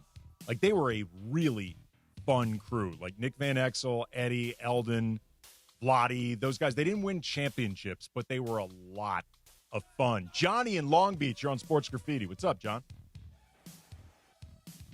Hey, guys. Yeah, it's funny because I was walking down the street listening, and the whole comparison with Reed and Lamar, I think that was spot on. I was like, hey, I'm gonna call up and say this on Graffiti, and sure enough, I knew you guys were going to bring it up. But and it's such a crack up hearing John talk about, like, why do people keep saying that there's smart people in the Clippers front office?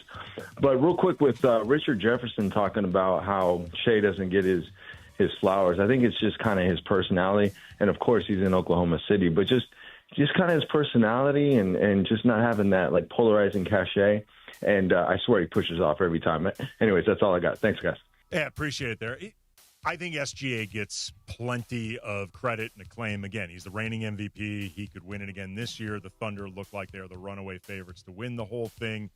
He's not a big, flashy personality. He doesn't say a lot, so he doesn't dominate the conversation. But I think people recognize he's pretty damn good. Mike in Downey, you're on Sports Graffiti. What's up, Mike?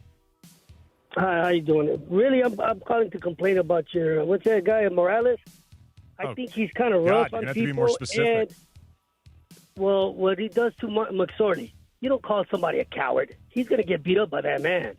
I'm sorry to say. Well, look, I mean, that guy used to play in the NHL. He's a rough guy, so I don't think Mr. Morales is Mr. Tough. That's all I want to say. He better watch out. Appreciate the call, Mike. Based on the evidence we're seeing right now, Marty McSorley is ducking Chris Morales because Chris has been throwing out this challenge, and Marty McSorley has not responded.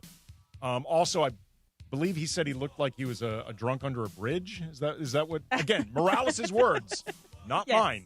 We are quoting Morales. We are quoting Morales. These are not my words, Marty McSorley, if you're listening. I would never say this about you because I agree McSorley was scary. But these are Morales' words. I do think anybody fighting anybody in the NHL is a bad idea if you're not in the NHL. I mean, look, Morales fighting anybody in particular is a terrible idea. I mean, lest we forget, he reminds us every 30 seconds that he almost died. Morales is not up for a street fight. Like, even pre-almost died, I don't think Morales was up for a street fight, but currently post-almost died. This is not the right time for Morales to start joining Fight Club or whatever. Max in Pasadena, you're on Sports Graffiti. What's up, Max? Hey, I just wanted to go through some of the comments made about the Clippers yesterday. Now, as a Clipper fan, we have a we started out 5-16, and we've had a horrible start. And now you guys are complaining that we get rid of a problem in Chris Paul, and now we're going to start seeing success from them. We can't have it both ways. It's either we get complaints about us losing or complaints about us getting rid of a problem. I don't understand where the problem is with getting rid of Chris. I understand that it was bad the way that we got rid of him, but...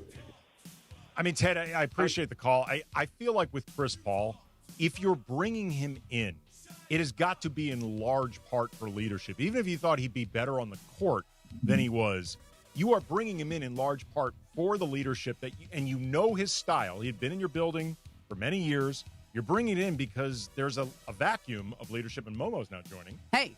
Kawhi Leonard, James Harden, that's not leaders. That's not what they do. Somebody needs to do this stuff. I mean, whenever you're at the Clippers, you want to look for like somebody who's vocal or like that locker room leader. It's usually you'll get like Nick Batum, right? You know, like Nick Batum will be the guy they'll send out there.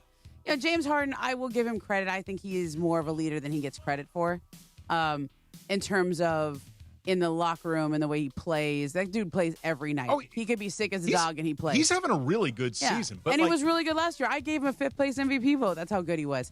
But he's not that guy, the Chris Paul guy. My question is, why did I still have never gotten a satisfactory answer of why they had to do it now. Like, if this was not going well, in the middle of the night. Yeah, well, no, the middle of the night I can explain. It was they had flight delays. Lawrence Frank wanted to do it in person, so he's trying to do the right thing. But to me, it's like, okay, this has been bad for a few weeks now. Why wait till the road trip? Why not do it before the road trip? Why not do it when they get home? You know what's crazy? Like, why not do it with a mutual parting or something that doesn't look so divisive and scoring? That's what I mean by the middle of the night thing. Like, this could wait for the right timing at the very least. Like, the perception of it being middle of the night. Just hold off on it. It doesn't need to be right this second. Like, I don't understand why they didn't anticipate the reaction. No, I think they anticipated the reaction. I think they knew it was coming. I think if they had a really good statement ready. I thought that was a good statement. I thought it was like an attempt to take the high road, but also, look, you did what you did. So, like, whatever you want to say afterwards, I was watching the post game. James Harden and Kawhi were like, "Oh, I was shocked. I didn't know anything." I'm like, look, did they know they were going to cut him like that? Or not cut him, but send him home? Probably not. But did they know that they were probably going to move on? Yeah. Here's what's crazy. Everybody in the locker room knew. These reports that Ty Lue and Chris Paul hadn't been speaking in weeks. Yeah. The season is only 7 weeks in, which essentially means they have not spoken this season. Okay, so I'll tell you when this all started. It was 3 or 4 weeks ago. And, Chris is Chris. He's going to give you opinions. I think they were playing the Thunder, and he wanted to say, this is how you should defend Shea. I know Shea. I played there. They were playing the Suns. He knows Devin Booker. He played for the Suns. He's yapping. He's saying things. And pretty shortly thereafter is when he starts getting DNP CDs. Okay? Not just 1, 3 in a row. And about the same time, that's when the coaching staff kind of went to him and said, hey, we need you to kind of tone it down a little bit. We need you to be better because it's undermining what we're telling the guys and it's undermining our authority, et cetera. He apparently went and had a whole conversation with the team and said, sorry if I'm coming off that way. That's not my intention. My intentions are good. So I thought this was settled a couple weeks ago because he got right back in the rotation. The DNP CDs ended. He got back in the rotation, still playing like 15 minutes a game. Real quick, and we're obviously we're Sports Graffiti is hijack that. With no. We're gonna intel there. We're gonna carry this over. We're just up against it. Sports Graffiti is brought to you by BetterHelp. Let's talk about it on Sports Graffiti, sponsored by BetterHelp. Mental health is health. Our listeners get 10% off their first month. Just call #250 pound 250 pound 250 and say the word time out. Artfully delivered right there. BetterHelp. Roars. Great investment by BetterHelp. All right, coming up, I want to stay on this with Chris Paul because we were talking about this before, and Momo knows this team as well as anybody. Also, too, we will get into over the course of this hour, is Giannis going to leave? Where could he end up?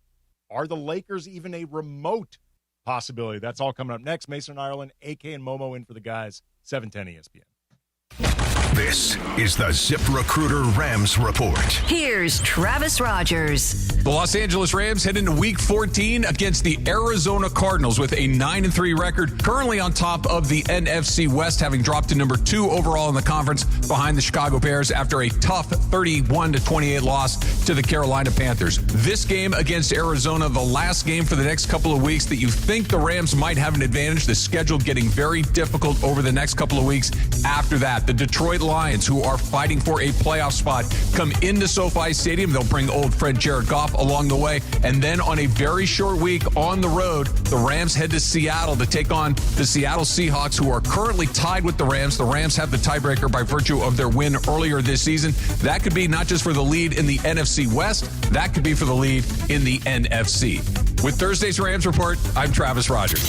This is the ZipRecruiter Rams Report. Powered by ZipRecruiter. Looking for your next great hire? Try ZipRecruiter for free at ZipRecruiter.com/LA. When it comes to hiring, other job sites are still huddling while ZipRecruiter's already in the end zone. That's why over 4 million businesses have used ZipRecruiter to hire, and why 4 out of 5 employers who post on ZipRecruiter get a quality candidate within 1 day. Get in the end zone with ZipRecruiter, the smartest way to hire. Try it for free at ZipRecruiter.com/LA. That's ZipRecruiter.com/LA. Hey Rams fans, this Saturday, December 6th, stop by the Sherman Oaks Verizon store and meet the Rams cheerleaders and the best mascot in all of sports, Rampage. Plus, check out Verizon's incredible holiday deals on gifts for everyone, from the latest phones and tablets to gaming consoles, smartwatches, and more. Don't miss out. Come say hi to the Rams cheerleaders and Rampage at the Sherman Oaks Verizon store, located at 14141 Ventura Boulevard, from 2:30 p.m. to 4:30 p.m. on Saturday, December 6th. Don Miguel González Jiménez captured a bit of Mexico and passed it down through generations in a recipe we serve at Mercado González to this day. That's the sound of our Michoacán-inspired carnitas, slowly braising, flavored in salt from El Mar de Colima. The traditional copper cazo heating the carnitas to a golden brown that pulls apart easily. There's nothing like Mexican tradition in every bite. Mercado González, Mexico in every detail. At Normal Legal, we don't sit on the sidelines. We fight to win for you. If you've been in an accident, car, motorcycle, truck, or a fall, don't wait. Call Normand Legal right now. We've helped thousands recover millions in settlements and verdicts, and we'll go full throttle to get you the maximum compensation you deserve. Pick up that phone and call 213-747-1234. That's 213-747-1234. Or visit normallegal.com. Normal Legal, the winning team fighting for you. People are buzzing about Zootopia 2, and the early reactions are in. Hops and Wild? Wild and Hops. The Dream Team. Zootopia 2 is being called an absolute blast. It's a hilarious feel-good family adventure. I'm Kiwi, the snake. And your last name? The Snake. And a wildly smart and outstanding sequel that's well worth the wait. We're gonna be the greatest partners of all time! Togetherness. Never mind. Forget I said it. Disney Zootopia 2. Rated PG. Parental guidance suggested. Now playing only in theaters. Tickets available now. Switching to Progressive is a game-winning call. And that reminds us of other game-winning calls in the history of sports. So it was the fourth quarter and we're down by 5. Sweat pouring down my face. Suddenly it hit me. If only I could wrap part of the towel around my forehead. And that's how I became the first basketball player to wear a headband. Okay, not really a game-winning call, but it was a good call. You can make one too. Switch to Progressive and you could save hundreds. Progressive Casualty Insurance Company and affiliates, not available in all states. The OGs of LA Sports Radio. We talked about it, about switching Mason Ireland to Ireland, and Mason Oh my God, that just wouldn't and even Mason sound right. lost his mind. Oh, yeah, well, no, that's why I made $1 more than he did. He makes $1 more than me. We negotiated that 30 years ago. Yeah, and it's worth it every single year. Mason and Ireland, right now.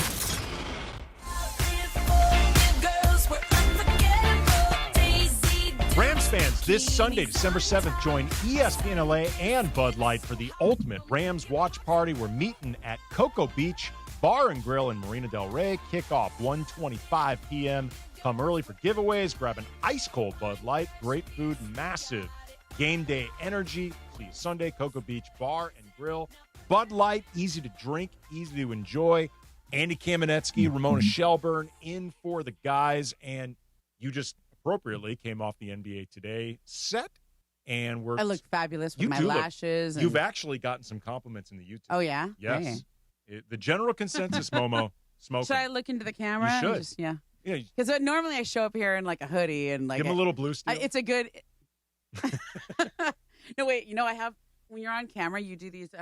You have to have these looks for when we're discussing a serious topic, but you don't want to look disinterested, but you don't want to seem like you're smiling. So I have this like one look where I just go. That looked a little bit more like you were disgusted by the topic than serious. Serious. Because if you look like just flat, then you kind of look like you're disinterested. All right, here's the scenario. Okay, me and Andy are talking. Oh, this one player got suspended for doing this and this, and then this is okay. I see it. Okay, that's better. You do a bobblehead, but you can't do. They call it a bobblehead. It means you're nodding, but you can't do it too much because then you look weird. You're like, "What's that girl doing? Like, why is she nodding her head like that?" So you have she having a medical episode? But if you just stand there, you're kind of like, it kind of looks like you smell the fart. That's weird. Do you remember the episode of Friends where Joey was talking about the art of soap opera acting? Yeah. And he said one of the faces, he described it as the smell the fart face, and it was JJ does that. Oh yeah. Right before he's about to he say something that he finds either very smart or profound or serious, or like if you ask him a question and he wants to build it up to a big answer, he does the smell the fart. He does the. So this is something I had to learn when I did Around the Horn, because you're in the 4 box. Okay, there's people from 4 cities, and you have to listen to Woody Page or whoever's blathering on at that moment. You got to sit there and act, and you definitely have to listen because you have to tailor your answer to retort. You have to respond to them, and so, but you kind of want to laugh. So I got really good at the quizzical look. Like now that's good. That works for quizzical. Yeah, that's quizzical. Good. Or you're like, oh, you got to do the sigh. You got to do the really. And you have to do it because everybody else is, they're listening to what somebody's saying, but like you 3 who are also on camera are also part of the shot the entire time. You're all part of the presentation. Yeah. So I have to get my looks in. I had to practice this. It was very weird. How much of NBA Today was about either Giannis and or CP? 60%. 60%? 60%. A lot of Giannis because Bobby Marks came on with some fake trades, right? And then I like there was one segment which I think also kind of circles back to the story, to the Chris Paul story, which is Tim McMahon went through 3 players that are kind of the problems in the NBA right now. Wait, can I guess? Yeah, go ahead. John Morant. Yeah. LaMelo Ball. Very good. And the third would be Southeast. Think Southeast. Southeast. Both of them are Southeast. There's 4 players actually. Okay, so LaMelo, Ja, Southeast. It starts with the last letter of the alphabet. Zion. There you go. Zion, yes. And then there was another one, and he's ice cold. Ice cold. Oh, Trey. Yeah.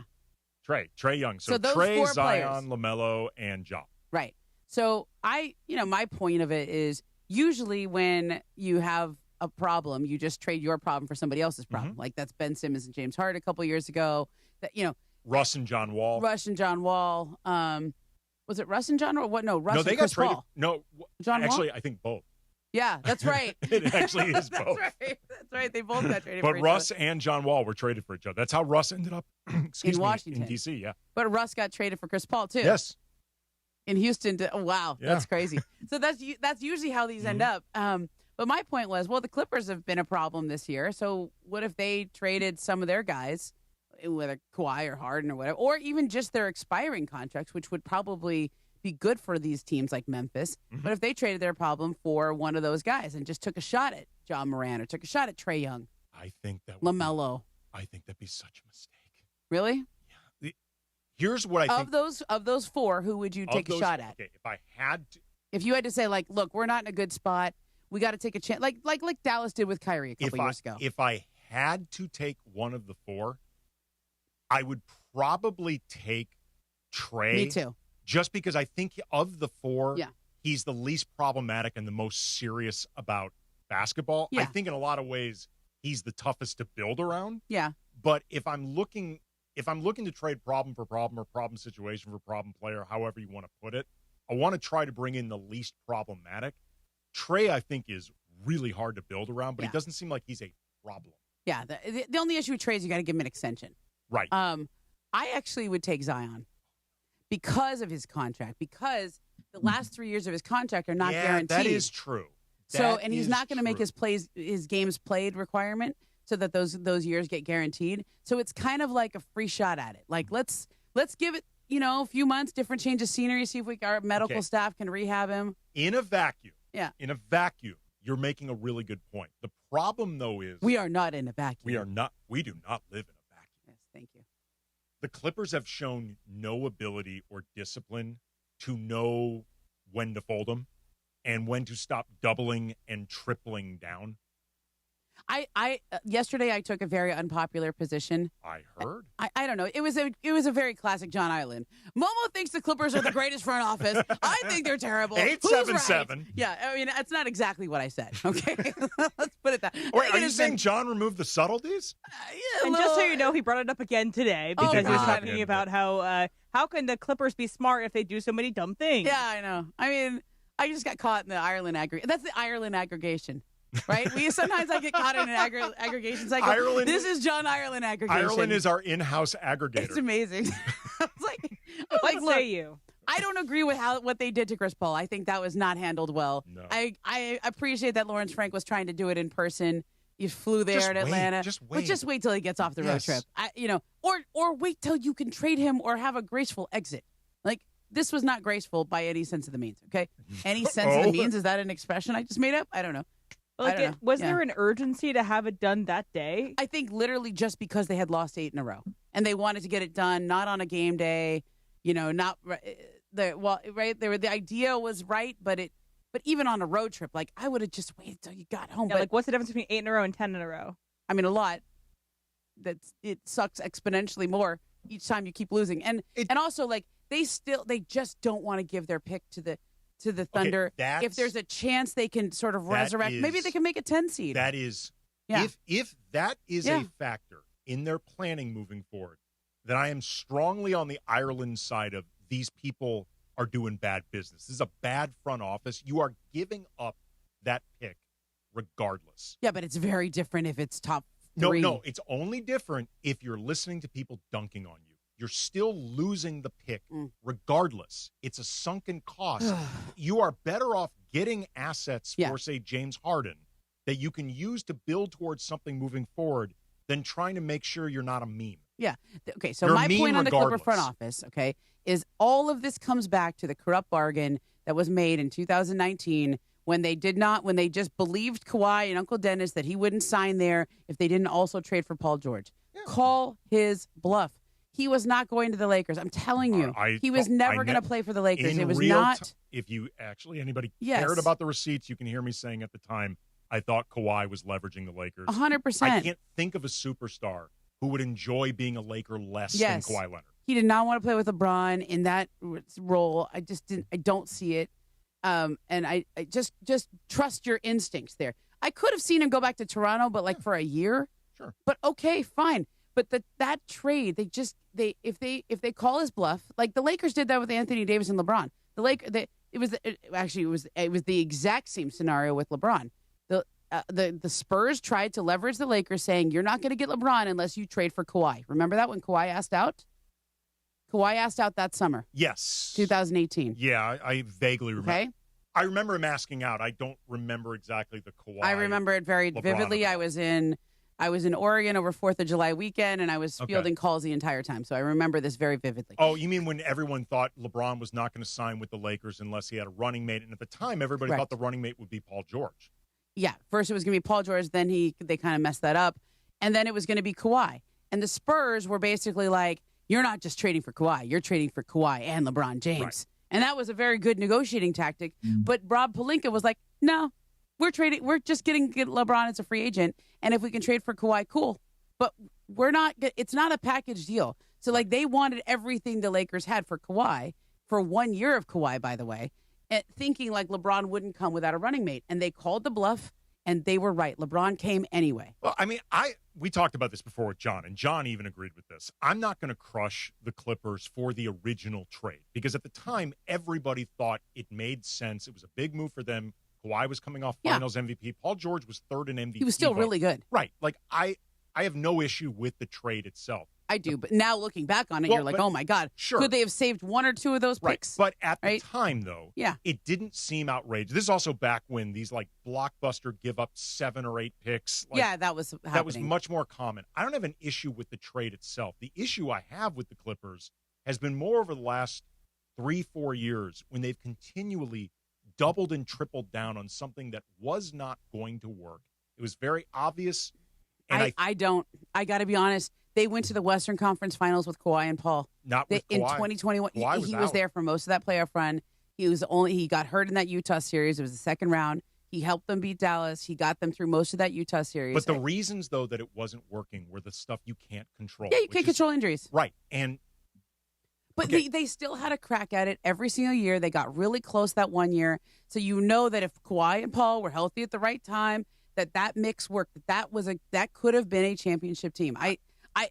They got close, and they never had even been to a conference finals. But here's the thing, though: they got close in 2021. That was the year where they lost in the Western Conference Finals. Yeah. From 2021 onward, they've been running in place, and they keep doubling. I like that Norm Powell trade. I like the other trades that they did. Like the Norm Powell. To me, it was great for them. That was a half measure. Oh, you mean trading him in? No, yeah, trading him in when they got him. But on the way out, no, I hated that trade. Right, yeah. And that to me was a half measure deal. Like I think they just went bad this past offseason. I think they did well from 2019 until this offseason, and they went the wrong direction this offseason. Okay, coming up next, I want to ask you a question, though, about the Clippers' moves. That's I think, at least in my opinion, the stuff that I think they've done wrong has been guided by one specific issue. And then we want to talk a little bit about Giannis and where he could end up. Could it possibly be the Lakers? Andy Kamenetsky, Ramona Shelburne in for the guys, 710 ESPN. Hey, guys, it's Cap. Here's the scenario. Your home is flooded and the damage is severe. Now it feels like your insurance company is turning on you. They won't approve a replacement living arrangement, and the adjuster leaves you in the lurch. Take a breath and call Avner G.O.A.T, one of Southern California's largest public adjuster firms. Avner G.O.A.T knows how to fight back when your insurance company makes you feel like a criminal, leaving you with no hope of getting into your home and getting it all back together.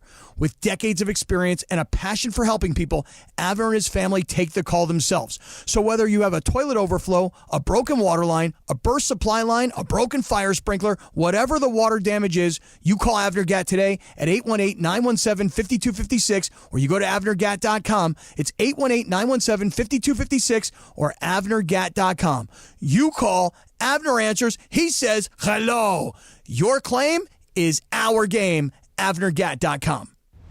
Lakers fans, there's never been a better way to get closer to the team. Take the purple and gold with you wherever you go by downloading the Lakers app. Presented by BBGO. Get access to exclusive sweepstakes, breaking news, live game updates, must-see highlights, and more. The Lakers app is available in the App Store for free. Make sure to stay locked in all season long and always be game day ready with all the info you need to know for each game. Lakers app has you covered, Lake Show. Download the app now to your iPhone or Android. Let's go Lakers. What's going on, LA? It's Bethel Duran, and I love my Toyota. And nothing says reliability like Toyota and two great dealerships, Northridge and Wondries Toyota. Right now, you can lease a brand new 2025 Tacoma for just $164 a month for 36 months plus tax. That's what I'm rolling in. If you're in the 818, go see my guy Reed Malib and the crew at Northridge Toyota. In the 626, go to Wondries Toyota. They're going to make it easy. Lease excludes tax, title, license, registration fees, and dealer offers and changes. $59.99 cash or trade equity down. Expires 12/31/25. They say love is the greatest gift of all, but straight-up cash works too. Now your top reasons to visit Morongo. Our Gift a Day giveaway has begun. Earn 500 points on your rewards card and get that day's gift. Weekdays through the 19th. Number 2. Get your sugar cookie lattes and peppermint cake all month long at Pink Coffee. And the number 1 reason. Jackpot Palooza. We're giving away $25,000 on the 13th at 7 p.m. Morongo, good times. Discover the bold taster tradition with Amor Salsita homemade authentic salsas. Hi, this is Jerry with Amor Salsita. From dipping your chips, marinating your favorite dish, topping your tacos, Amor Salsita brings the vibrant flavors of Mexico straight to your table. Salsas with smoky, juicy, chunky tomato, roasted tomatillos, and mango habanero flavors. Visit amorsalsita.com and discover the flavors and recipes. Pick up your Amor Salsita at any Albertsons, Vons, or Pavilions in the produce department. From our kitchen to yours, Amor in every bite. Actual price will depend on product and subscription plan. Featured products are compounded drug products, which the FDA does not approve or verify for safety, effectiveness, or quality. Prescription products require an online consultation with a healthcare provider who will determine if appropriate. See website for details, restrictions, and important safety information. Want a boost in and out of the bedroom? Hims has you covered. Introducing a new 2-in-1 approach to level up your game. Tadalafil for better bedroom performance and zinc for testosterone support. Put it all together and you've got what you need to turn things all the way up. Getting started is simple. Just go to hims.com/joy to start your free online visit. Through Hims, you can access ED treatments including pills, chews, and more. 100% online. No office visits, no pharmacy lines. Just fill out a simple intake form and a licensed medical provider will determine if treatment's right for you. If prescribed, it ships free and discreetly to your door. Find affordable treatment options at up to 95% less than brand names at hims.com/joy. That's hims.com/joy, hims.com/joy. Mason and Ireland on LA's mega sports station. Oh my, am I really on Mason and Ireland show? Yes. This is a great moment. Hey. Right now, more of Mason and Ireland on 710.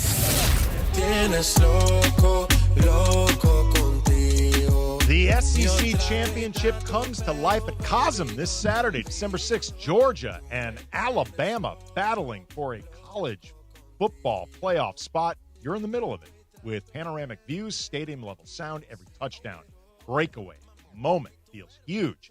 Upgrade your game day. Limited tickets available now at COSM.com.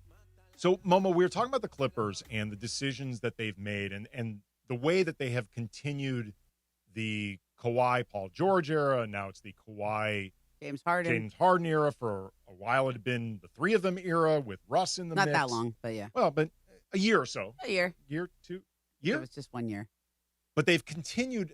Kawhi's been the central character, Mm-hmm. but they have continued on what has felt to me like a path of running in place.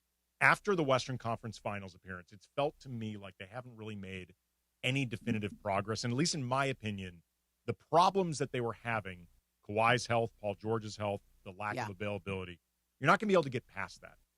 How much, if at all, do you think the decision to keep going with this, keep stars in the building, had to do with the fact that we are opening into it?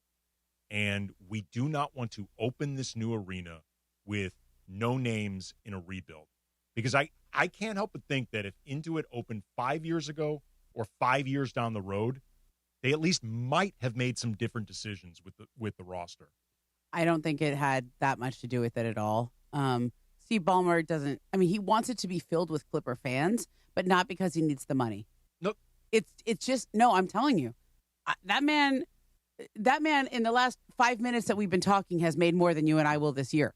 Okay, like in my case, it doesn't make much. I mean, I'm just saying. In 5 minutes, he doesn't care about the money. But he does though, because otherwise he would have paid Norm Powell. No, it's not about the money there. That is about trying to keep your books clean, but you can that you can reset. But you can that's bad front officing because you can always find ways to move contracts. You can't be not if you give him an extension. Sure. Norm Powell has been great for the Miami Heat this year, but if you already have two guys on your team that are making over $30 million a year, and then you got to pay another guy 30 plus in an extension, and he's on the wrong side of 30. Then that's just yet another year that you won't have a max contract for whoever is going to be a free agent, or you can trade. Look, all they've been doing for 6 years is digging out of that trade. They don't have assets. They don't have. Yeah, I would argue they're digging into it. That's the difference. I think they've been digging further. That's what's happened. They've been digging further. When they started to change was when they changed the second apron rules. Yeah. Okay, that's why they didn't pay Paul George, but it's not the only reason. I think they looked at it and said, Paul George, we know his body. He gets hurt. He's not going to be worth $60 million a year. We've been doing this over and over. And his money was going to be much higher than Norm Powell's. Way higher than Norm Powell's and higher than Kawhi. Yeah. And Kawhi signed for a deal that was team friendly. That's what the Clippers would have done with Paul George. It's also crazy, too. The timing of that happened to be right around when Kawhi had like 5 or 10 healthy games. Yeah, of course. And I wonder how overexcited. I don't think they were overexcited. I think they wanted to get it done. And I think Kawhi was happy to just lock in more guaranteed money. But to me, that was and the fact that Kawhi did not coordinate with Paul, knowing that whatever Kawhi got would set the market for Paul with that team at least, that put Paul at a disadvantage negotiating wise, because Kawhi was always the 1A and Paul was always the 2 or the 1B or whatever you want to call them. And so I just think they made a bet on Kawhi Leonard that just really hasn't worked out, and that you can question whether they should have done that originally. I think they should have. I just think they should have done it differently. If we look back on that trade, they may have made on multiple levels a bet on Kawhi Leonard that really did not pay off when you start taking in the aspiration of it all. I mean, all they've gotten has been, flashes of potential. They made some news. They were interesting, but they've also gotten a lot of off the court stuff too that has not been savory. And I think it's hard is because, Steve Ballmer wants to try to do things the right way. He wants to be, he's the guy who runs those PSAs for voting rights and stuff. Like he's not, and he doesn't take a side. He's not partisan. Like he's doing environmental. The whole thing of Intuit Dome and the whole reason they liked aspiration in the first place is because they were environmentally friendly. Like Intuit Dome is, cashless and you have to, and they're supposed to be carbon neutral and all the, you get those metal cups there. They don't do plastic, right?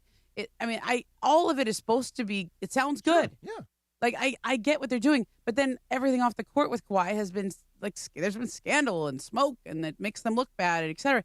And it has not been worth it because they've gotten one conference finals appearance out of it. Yeah. And they mortgaged their future to get his co-star, which, I mean, look, when Kobe wanted to go to Chicago, do you remember? Yeah.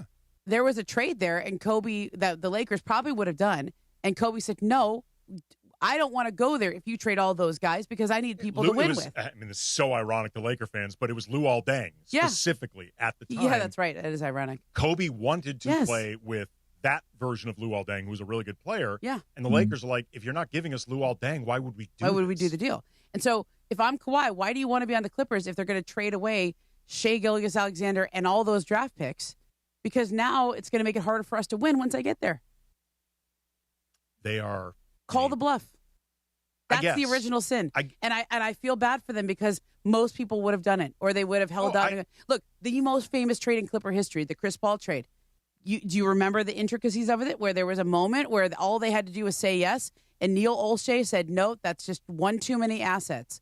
We're not going to give up. I can't even remember who it was. It was some kind of draft pick and one player or something. It was Eric Bledsoe, I think.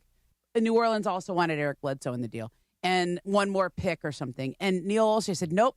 Just the aggregate value of all these assets is too much, and they said no, and they almost lost Chris Paul, but the league came back and they ended up renegotiating, and they got Chris Paul, and they didn't give up Bledsoe. I don't think it's entirely apples to apples, just because that situation had already been a mess. Yeah, it's already a mess. With David Stern vetoing the deal. It was also very clearly David Stern wanted to make a good deal for New Orleans because NBA basketball in New Orleans was his baby. So, I mean, I think the comparisons aren't completely the same. I'm honestly willing to forgive them for the original trade because at the time, everybody thought it was a great trade. I don't think people thought it was a great. Well, people didn't know Shai Gilgeous-Alexander was that good. But that's part of why. And by the way, neither did the Thunder. No, like Sam Presti would even admit to that. Of course not. Like sometimes things happen in ways you can't anticipate, and that's fine. My bigger issue is they had multiple years to anticipate things are not going to work with Kawhi. Like, this just isn't going to work. Yeah. And they kept doubling and tripling down because they don't want to either admit they made a mistake or go through a rebuild or just admit it's over. I get why they did it. I think the last move was getting Harden. That was like, hey, we're coming to the end here. We don't want to keep paying Paul George. We're not going to give him that max. And they took a chance that he would get one elsewhere, and he did. Philly gave it to him, and I think the Warriors would have too. They could have done a trade with the Warriors too, and they could have got some players back. But then they would have had to pay those players too. And I think that the last hurrah, the last salvo of like, let's see if we can make this group work was trading for Harden. Yeah. And it just didn't work. Kawhi got hurt that year. So did Paul, his shoulder. It's just the same thing. You could look at the Bucks with Giannis.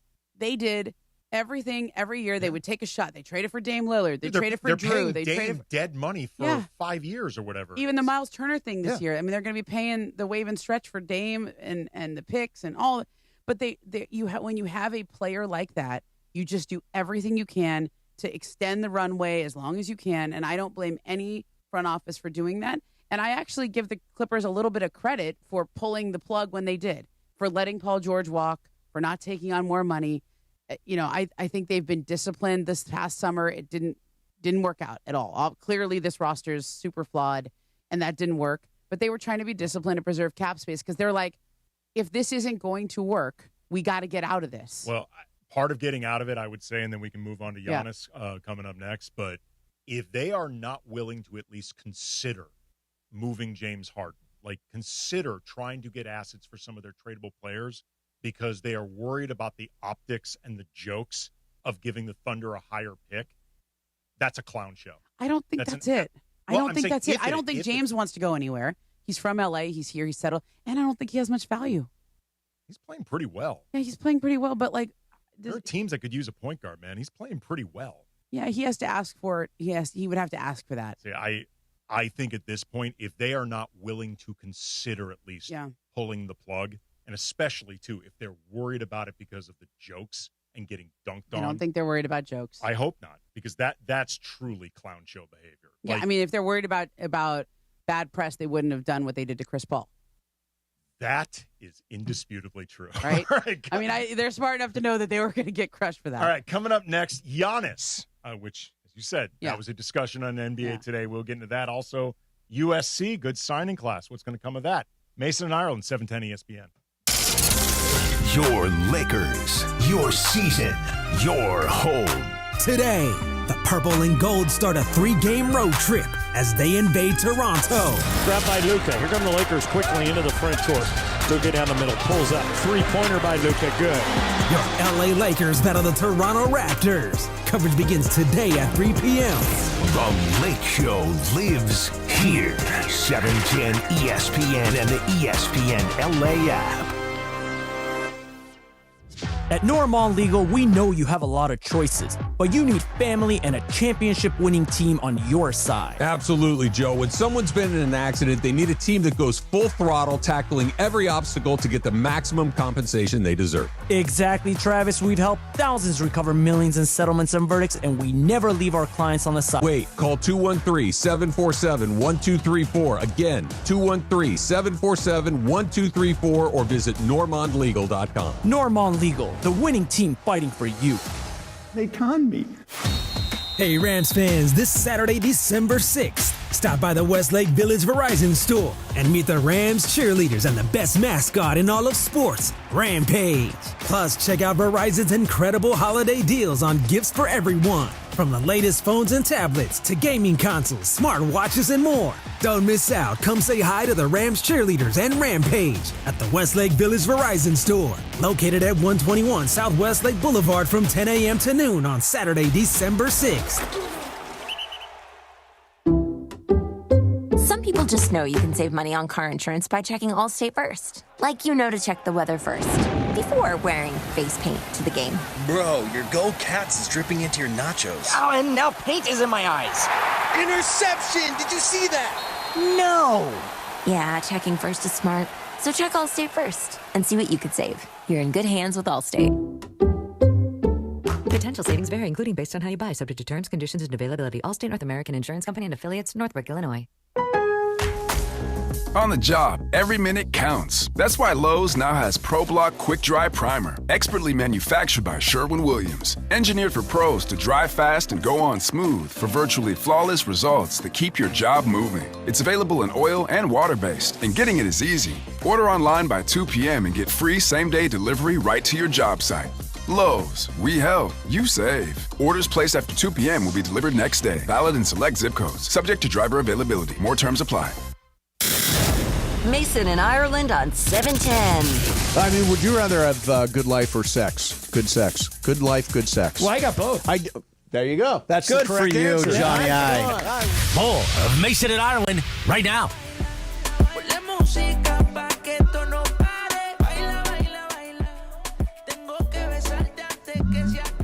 Mason and Ireland, Andy Kamenetsky, Ramona Shelburne in for the guys. And if you guys are watching on YouTube, you guys almost did that in sync. The way that you undid your headphones and put them on, Well, it's like you guys are on the same wavelength. We got a basis. I can only speak for me. I'm struggling every single time. I have to unwind these headphones and me too. turn the earpieces around. They fold weird.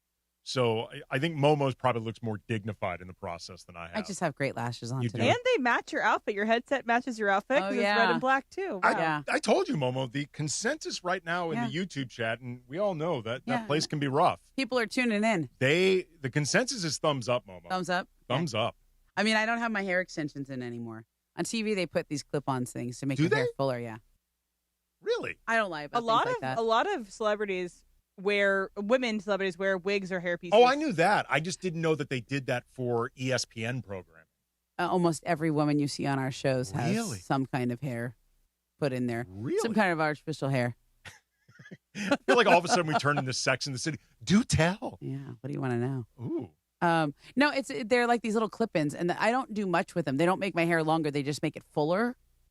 So they say that looks better on camera, and I agree with them. But I don't have them in right now, and it's fine. Do you have a say in your look, or do you basically get guided by them? I am smart enough to know that I don't know anything about hair and makeup, other than like when I do it myself, I do it in like 5 minutes. And like the other day, the makeup artist was like, "So what do you usually like?" And I was like, "Whatever you want to do." I was like, I want to look like a reporter and not like I'm trying to be a pinup girl or something. Natural. Look natural. They were like, "Do you like lashes?" I'm like, "Yeah, sure." She goes, "How do you feel about a mauve lip?" And I was like, "Describe mauve for me." Like, I know the word. Mauve lip? Like like the lip color. Oh, lip color. Okay. So like these are things that they talk about. How do you like your contouring? I'm like, whatever you But think. they could also make it like really extreme. Like one friend who was doing stuff for the NFL Network, she's on TV over there, and she was like, "Don't do any contouring because I look insane," or at least she thought she looked insane. Yes, too much contouring can all of a sudden make your face very severe. You would know that, Andy. Yes. Yes, I You always contour your beard every day. I do. I do. But you know what? I mean, for real, one of the reasons that I have a beard and I like it is I think it adds like sort of specificity to your face. It adds depth. It adds, I think, interesting to it. But like there's a purpose to it. There's like a purpose to how you do it and why. I could go goatee. I could go like Fu Manchu. I actually think you should go goatee. Go. I've had goatee before. I like goatee. Because to me, like the rest of yours looks like less kept. Is that either would work. Unkempt or kept. It looks like less intentional, whereas the goatee always looks intentional. Well, the goatee is actually longer than the rest. Right. That's right. Like, and that is by intention. Yes. So. You got like a soul patch. A soul patch going on. I would say that most of them say they like me because I don't have any feedback. Like I literally am like, "That looks good. Yeah, thanks." And I go, my line to them is, "Look, you don't tell me how to write a story, and I don't tell you how to do the makeup art. You're the artist. Do your thing." And the best thing about makeup artists too is they know everything. They know everything. They know everything and everybody and all the business. Oh yeah. So don't tell them anything you don't want to. Oh yeah, that makeup room. If you walked by at about 11:15 every day, you'd hear some gossip. Oh, you do not want to piss off the makeup artist. They could burn you. They could bury you. They know more than bartenders. They know. And they're so fun. They're so fun. Absolutely. Yes. All right, so Giannis. Oh, yeah. He was a discussion point NBA today. Thankfully, it appears that the calf injury is just going to be 2 to 4 weeks out, something like that. But they've already ruled out. When he went down, didn't you think he did his Achilles? The way he went down? Non-contact. Yeah, they clarified that apparently there had been some contact that wasn't initially picked up, or that's what they're I don't know. claiming. I watched the replay several times. I was like, oh. I was like, I don't see that either. It was the only reason I didn't think he tore his Achilles is he wasn't writhing in pain. Right. But he definitely was hurt. Right. He was hurt, but thankfully it seems like he avoided the worst. And, while Doc Rivers did clarify that he has not directly asked for a trade like in the last 24 hours, it appears like we are moving in that direction. Where do you see as some of the most likely or possible destinations, and do you see the Lakers as having any shot at all? If the Lakers have a shot, it's more likely to be in free agency or as a off-season thing because they'll have cap space, right? So you can trade into cap space, right? I don't think they don't have the package to get it done during the year. Like it's. I like the one Bobby Marks put out there with Atlanta. That makes a lot of sense. I think he threw out Trae Young, Risa Shea, and Atlanta could trade that New Orleans pick That's the unprotected New Orleans Yes. Pelican pick this year. That would be like the crown jewel because you're going to get probably a top 5 pick. I was going to say you would use that for someone like Giannis. Right. That's exactly what you do it for. And Milwaukee desperately needs a pick like that. Like that. And then they also have like 4 other picks they could trade for him. Plus, putting Giannis on a team like that, he would be great. Jalen Johnson and, I mean, Dyson Daniels, like Giannis, that team could win the title. That in the East, because the East now really, I think the East is more competitive than we might have imagined heading into it, but it still feels super wide open. I don't think the Knicks can get it done with what they have right now, especially after the Bridges signing, et cetera. And I don't think Milwaukee would want Cat. I don't think that's the type of player you target in a trade this. Here's the thing. If you're Milwaukee, you need, at least to me, as many young players, And he just turned 30. Right. That's why the Lakers, they can't make anything work. Like, even if the Lakers were willing to put Austin into a deal, Austin's too old for him. He's 20. Yeah. He'll be 28 I mean, when look, he starts playing. this all comes down to the question of, will Giannis give them a list? Okay. Will he say, these are the teams that I would be okay going to?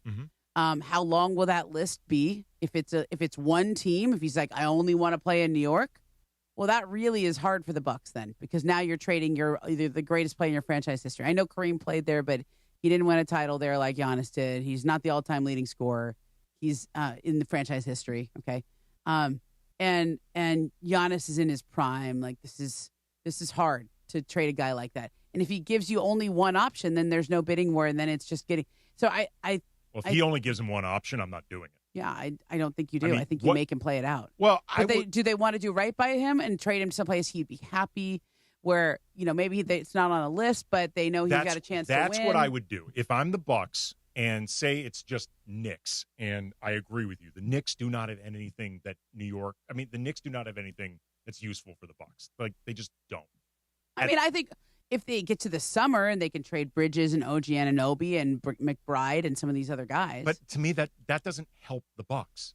Like, that doesn't. Yeah, they don't have enough draft capital. Right. It doesn't help them for what they like. The Bucks are never going to be a free agency destination. They need to be able to try to find their next Giannis.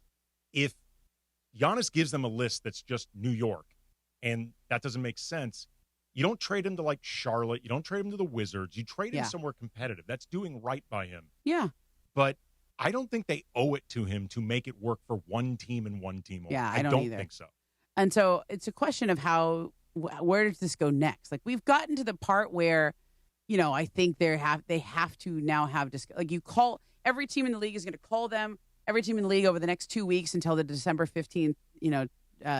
It's not a deadline. It's just when most of the league can be traded. I think 90% of the league can be traded. A lot of it opens up. So everybody who signed contracts this summer, not everyone, but a lot of people signed contracts at least early in the free agency, can be traded after December 15th. Yeah. There's a few, like Kuminga can't be traded till later. January 15th, I think. And the trade deadline is February 6th or 7th or something. So they have to decide, do you want to do right by him? Will he give you a list? And also, if you're not on his list, do you still make as big of an offer and say, play it out? Because he's under contract for 26 and he'd be a free agent in 27. Well, that's why I actually think, similar to what happened with Kawhi and the Raptors, there could be some teams 100%. that just say, we feel like we are a Giannis away from winning a championship. He's under contract for a year and a half. He's not a boat rocker. Yeah. He's not somebody that's going to cause problems. If we trade for him and he walks at age like 33, fine.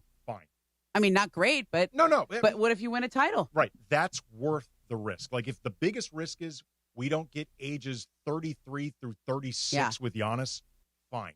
So I actually think Milwaukee, if they're willing to come to grips that this is over, they could put themselves in a decent position. So be interesting to see how this works out. Matthew Berry usually joins us today, and when he does, it's brought by Fantasy Springs Casino. Call in right now, 877-710-ESPN, 877-710-3776 for your chance to win a Fantasy Springs prize pack, which includes a 2-night hotel stay, golf or bowling for 2, dinner for 2 at Fantasy Springs Casino. That is next. Mason and Ireland. Fastrack also coming up next, 710 ESPN. From South LA to East LA, Sedano and Cap bring the city together. Well, I do feel very connected to East LA, to all my people at Garfield High, Roosevelt High and to all the people right there at the Whittier Boulevard right there. I'm telling you, man, people have come up to me and they're like, East Side Cap in the house. You were in my hood. That's right, I was. Wake up with the morning show. Sedano and Cap. Weekdays starting at 7. Only on ESPN LA. This Christmas, elevate your game. Big nights deserve big views, especially on Christmas Day. Watch the Lakers light up the holiday or catch the Kings and the biggest concerts from your own private suite at Crypto.com Arena. Make this season unforgettable. Reserve your suite now at CryptoArenaSuites.com. Have you heard the refinancing rule of thumb that says you have to drop your rate at least 0.5% to refi because it'll take several years of savings to recoup the closing costs for a refi? The Loan Exchange says the rule is nonsense. With a Loan Exchange free closer, you can lower your rate without paying any cost whatsoever. That's right, lower your rate with no cost and your balance doesn't go up. You start saving on the first day you have the loan and every day thereafter. If you decide to move next year or rates drop further, you can exchange that loan for another without losing a dollar that was tied up in closing costs. Today's 30-year fixed free closer rate in APR is 5.875%. So if your current mortgage rate is higher than 5.875%, give the Loan Exchange a call at 855-752-9944 or log on to theloanexchange.com. It won't cost you a thing. NMLS 1637539. Loan subject to credit approval. See website for licensing information, loan terms and conditions. Equal housing lender. Call 855-752-9944 or visit theloanexchange.com. Your Lakers, your season, your home. Today, the Purple and Gold start a 3-game road trip as they invade Toronto. Grabbed by Luka. Here come the Lakers quickly into the front court. Luka down the middle, pulls up. 3-pointer by Luka, good. Your LA Lakers battle the Toronto Raptors. Coverage begins today at 3 p.m. The Lake Show lives here. 710 ESPN and the ESPN LA app. They say love is the greatest gift of all. But straight up cash works too. Now your top reasons to visit Morongo. Our Gift Today giveaway has begun. Earn 500 points on your rewards card and get that day's gift. Weekdays through the 19th. Number 2. Get your sugar cookie lattes and peppermint cake all month long at Pink Coffee. And the number 1 reason. Jackpot Palooza. We're giving away $25,000 on the 13th at 7 p.m. Morongo. Good times. DeMarco and Travis have taken over Afternoon Drive. Weekdays starting at 3 p.m. Had some fried pickles. Oh, those are good. Oh, DeMarco. Fried pickles. Oh, yeah. Oh, those are good, man. Oh, yeah. Are you dipping, I'm with you on that. dipping them? The little Chipotle ranch on the side. Okay, that now was you're talking. just unbelievable. Like just, spears? No, chips. Fried chips. So fried pickle chips. Fried pickle like the chips. kind you'd put on a burger? Like coins. Yeah. Okay. Yeah, one biters. Just boop, boop, boop. One word description on how it tastes. Salty and awesome. That's not one word, but that's what I'm going with. Have you had Dip 'em fried in ranch? pickles? Oh, yeah. Yeah? Yes. Yeah. So good. That Wait, sounds- you've never had them? Never. I would never order fried pickles. Oh, they're so good. No, that sounds like pregnancy food. Dip them in ranch? You can fry anything and it's going to be This is good, true. but a Yeah. salty pickle is next level. Afternoons with DeMarco and Travis. Weekdays at 3 on 710 ESPN, the ESPN LA app, and streaming live on YouTube. The most trusted jingle in Los Angeles has a new number. Accident or injury, call Jacob and Ronnie. Call Jacob 1-800-345-6789. Call Jacob. 710 ESPN, your home for the 17-time world champion Lakers. KSPN Los Angeles, a Good Karma Brands radio station. And it is 2 p.m. in the Southland on the biggest show on the radio, Mason in Ireland. And it is time for Fast Track. Fast Track. The return of Fast Track, driven by our friends at Cerritos Auto Square. Why do more people buy their car at Cerritos Auto Square than from any other location in Southern California? Easy. With 24 dealerships side by side, car shoppers can find the right car at the right price at the right location. Cerritos Auto Square. Learn more at CerritosAutoSquare.com. Time for Fast Track. Down low is 350Q, 3 1/4 horsepower, 4-speed, 410 gears, 10 coats of competition orange, hand rubbed lacquer with a blue plane manifold, open race cams. Fast Track on Mason in Ireland. Time for Fast Track. Take it away, Mace. Track. Zoom. So, Rams look to bounce back this weekend against the Cardinals. Get ready for a division matchup with Rams All Access tonight at 8 p.m. on ESPN LA. Hosted by the voice of the Rams, JB Long, and Rams Super Bowl champion DeMarco Farr. Catch it live or on demand on the all-new ESPN LA app. Rams All Access is presented by Pechanga Resort Casino. Play a perfect combination at Pechanga Resort Casino, the official California gaming casino partner of the Los Angeles Rams. And just to the point of schedule for this week, tomorrow for Mason Island, we'll be airing a best of because we won't be on the show tomorrow. So just if you're looking for us and you're like, oh, I've heard this segment earlier this week. Well, it'll sound just like John being here. Yeah. We're doing a best of. You won't know the difference. All right. So my first fast track is Leonardo DiCaprio is doing something he's never done before. Jorge liked that one. Oh, I did. He has confirmed that he will be starring in Heat 2, which means that he's going to star in his first sequel ever. Are you excited to see Leonardo DiCaprio in Heat 2? I am, having read the book, and I'm also a huge fan of the movie Heat. I am, however, very concerned with his casting because there are a lot of wrong ways you can do this, and I think only one right way. For those who have not read the book Heat, it's basically everything that happened before De Niro's crew got together and Pacino's cop character was chasing him. So it's like their origin story and also Pacino's origin story. And then the immediate aftermath, I guess spoiler alert for those who have not seen Heat, came out in 1995. I don't think I saw it. Val Kilmer's character is the only one of De Niro's crew that gets away. Oh, okay. And the movie is, the second part of the book is the immediate aftermath of that. I have heard some internet chatter that DiCaprio would be playing Val Kilmer's character. He's way too old. He's like... And this is Val Kilmer in the 1995. But DiCaprio looks like he's 14 still. His face... He does not... He's got a little baby face. He always has. Even in that one at the Flower Moon, he still looked young to me. Killers of the Flower Moon? You thought he looked old? Young. I thought he looked young. His face always looks like he's 14. I thought it was like Steph Curry. He looks like he's 14. I thought it was DiCaprio playing Al Pacino, and then what's the...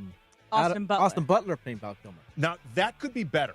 That could be better. Like, Austin Butler is perfect. He's perfect for the Val Kilmer role, and you could play DiCaprio as Pacino. Like, they don't look alike, but at least chronologically, it could work. There's a role, though, of the bad guy in Heat 2 who's in both halves of the book. DiCaprio would be really good for that. Like, I would love to see DiCaprio in that. It'd be like a big scenery-chewing role. But I'm excited. I'm glad that you know Heat all 2. of this because I don't even know It's any okay. of these things. But Haven't that's checked okay. ahead of time. Yes. Yeah. I also think that it's good to... I think it's interesting that Leonardo DiCaprio hasn't done a sequel before. He's why he's not? chosen really... Because I think he just kind of wants to get he wants to do done new with projects. this. I'm done. I've already done this. I don't go down the same river twice. Yeah. And I think he wants to help get things made because he's one of the few actors that to this day can still open a movie. Yeah, that's right. But like it's Leo's movie, you know? Like one battle after another, people are like, oh, it's the PTA movie, but it's also He the has a Leo lot of movie. quality control. Like, even if you haven't liked a movie of his, it's very rare that you look at one of his and go like, what the hell were you thinking, dude? Right. Like, that's just He's junk. the only one like Beach or whatever that won The Beach. Well, you know what, though? The Beach, the book is great. Okay. It's a really good book. He's totally miscast in the role. Okay. So my other fast track is Aaron Donald was speaking at a podcast, and he was talking about the Bears. And if he was playing, Bears. Got it. How he would think about the Bears. So play it, Jorge, please. What are you saying, AD? Is that no one's scared of the current #1 seed in the NFC, the Chicago Bears? They earned it, but I ain't gonna lie. If I was playing, I wouldn't mind playing the Bears in the playoff game. That's no shade, but they got some young players that never played on that stage yet. It's different. Playoff ball, all that. It's a different atmosphere. It's different. I don't care what nobody say. To me, I've been there. I experienced it. It's different than the regular season. The game's a lot more intense. Speed of the game seems a little more faster. Everything is amped up a little bit, in my opinion. I would say that's a bit of tea and shade thrown at the Bears. I know. I love it when people say no shade, but yes, it's like saying no offense. Yeah. I don't mean to sound racist. All due but respect, you know. Yes. Yeah. But do you fear the Bears in the postseason? No, I agree with AD. I think they've feasted on a weak division. They haven't really beat anyone that caught my attention where I go, oh, whoa. Besides the Eagles last week. Yeah, Eagles I know, last but week the Eagles are like, they don't really blow people They're out. kind of up and down. Yeah, they're kind. Yeah, there you go. That's a good way to put it. I don't know.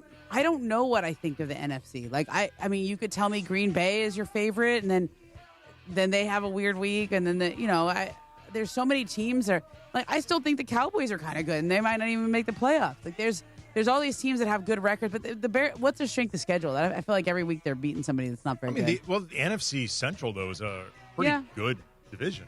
Yeah, they're just not. I don't know. There's nobody who's like, even all the teams, like everyone. When we came into the season, who do we think would be in the Super Bowl? Right? Everyone's at Lions, Chiefs, Eagles. None of those teams are there. Ravens, Bills. Yeah. None of those teams are even half those teams aren't even going to make the playoffs. Their best win was last week against the Eagles. Yeah. Which I think is when everyone's kind of started to take them seriously. They do have some quote unquote weaker teams they beat, but wins and losses, I guess, is what you can say. And also, he's right. Young teams don't usually win. Yes. Usually it takes like a seasoned quarterback, an experienced defense. I mean, he's right.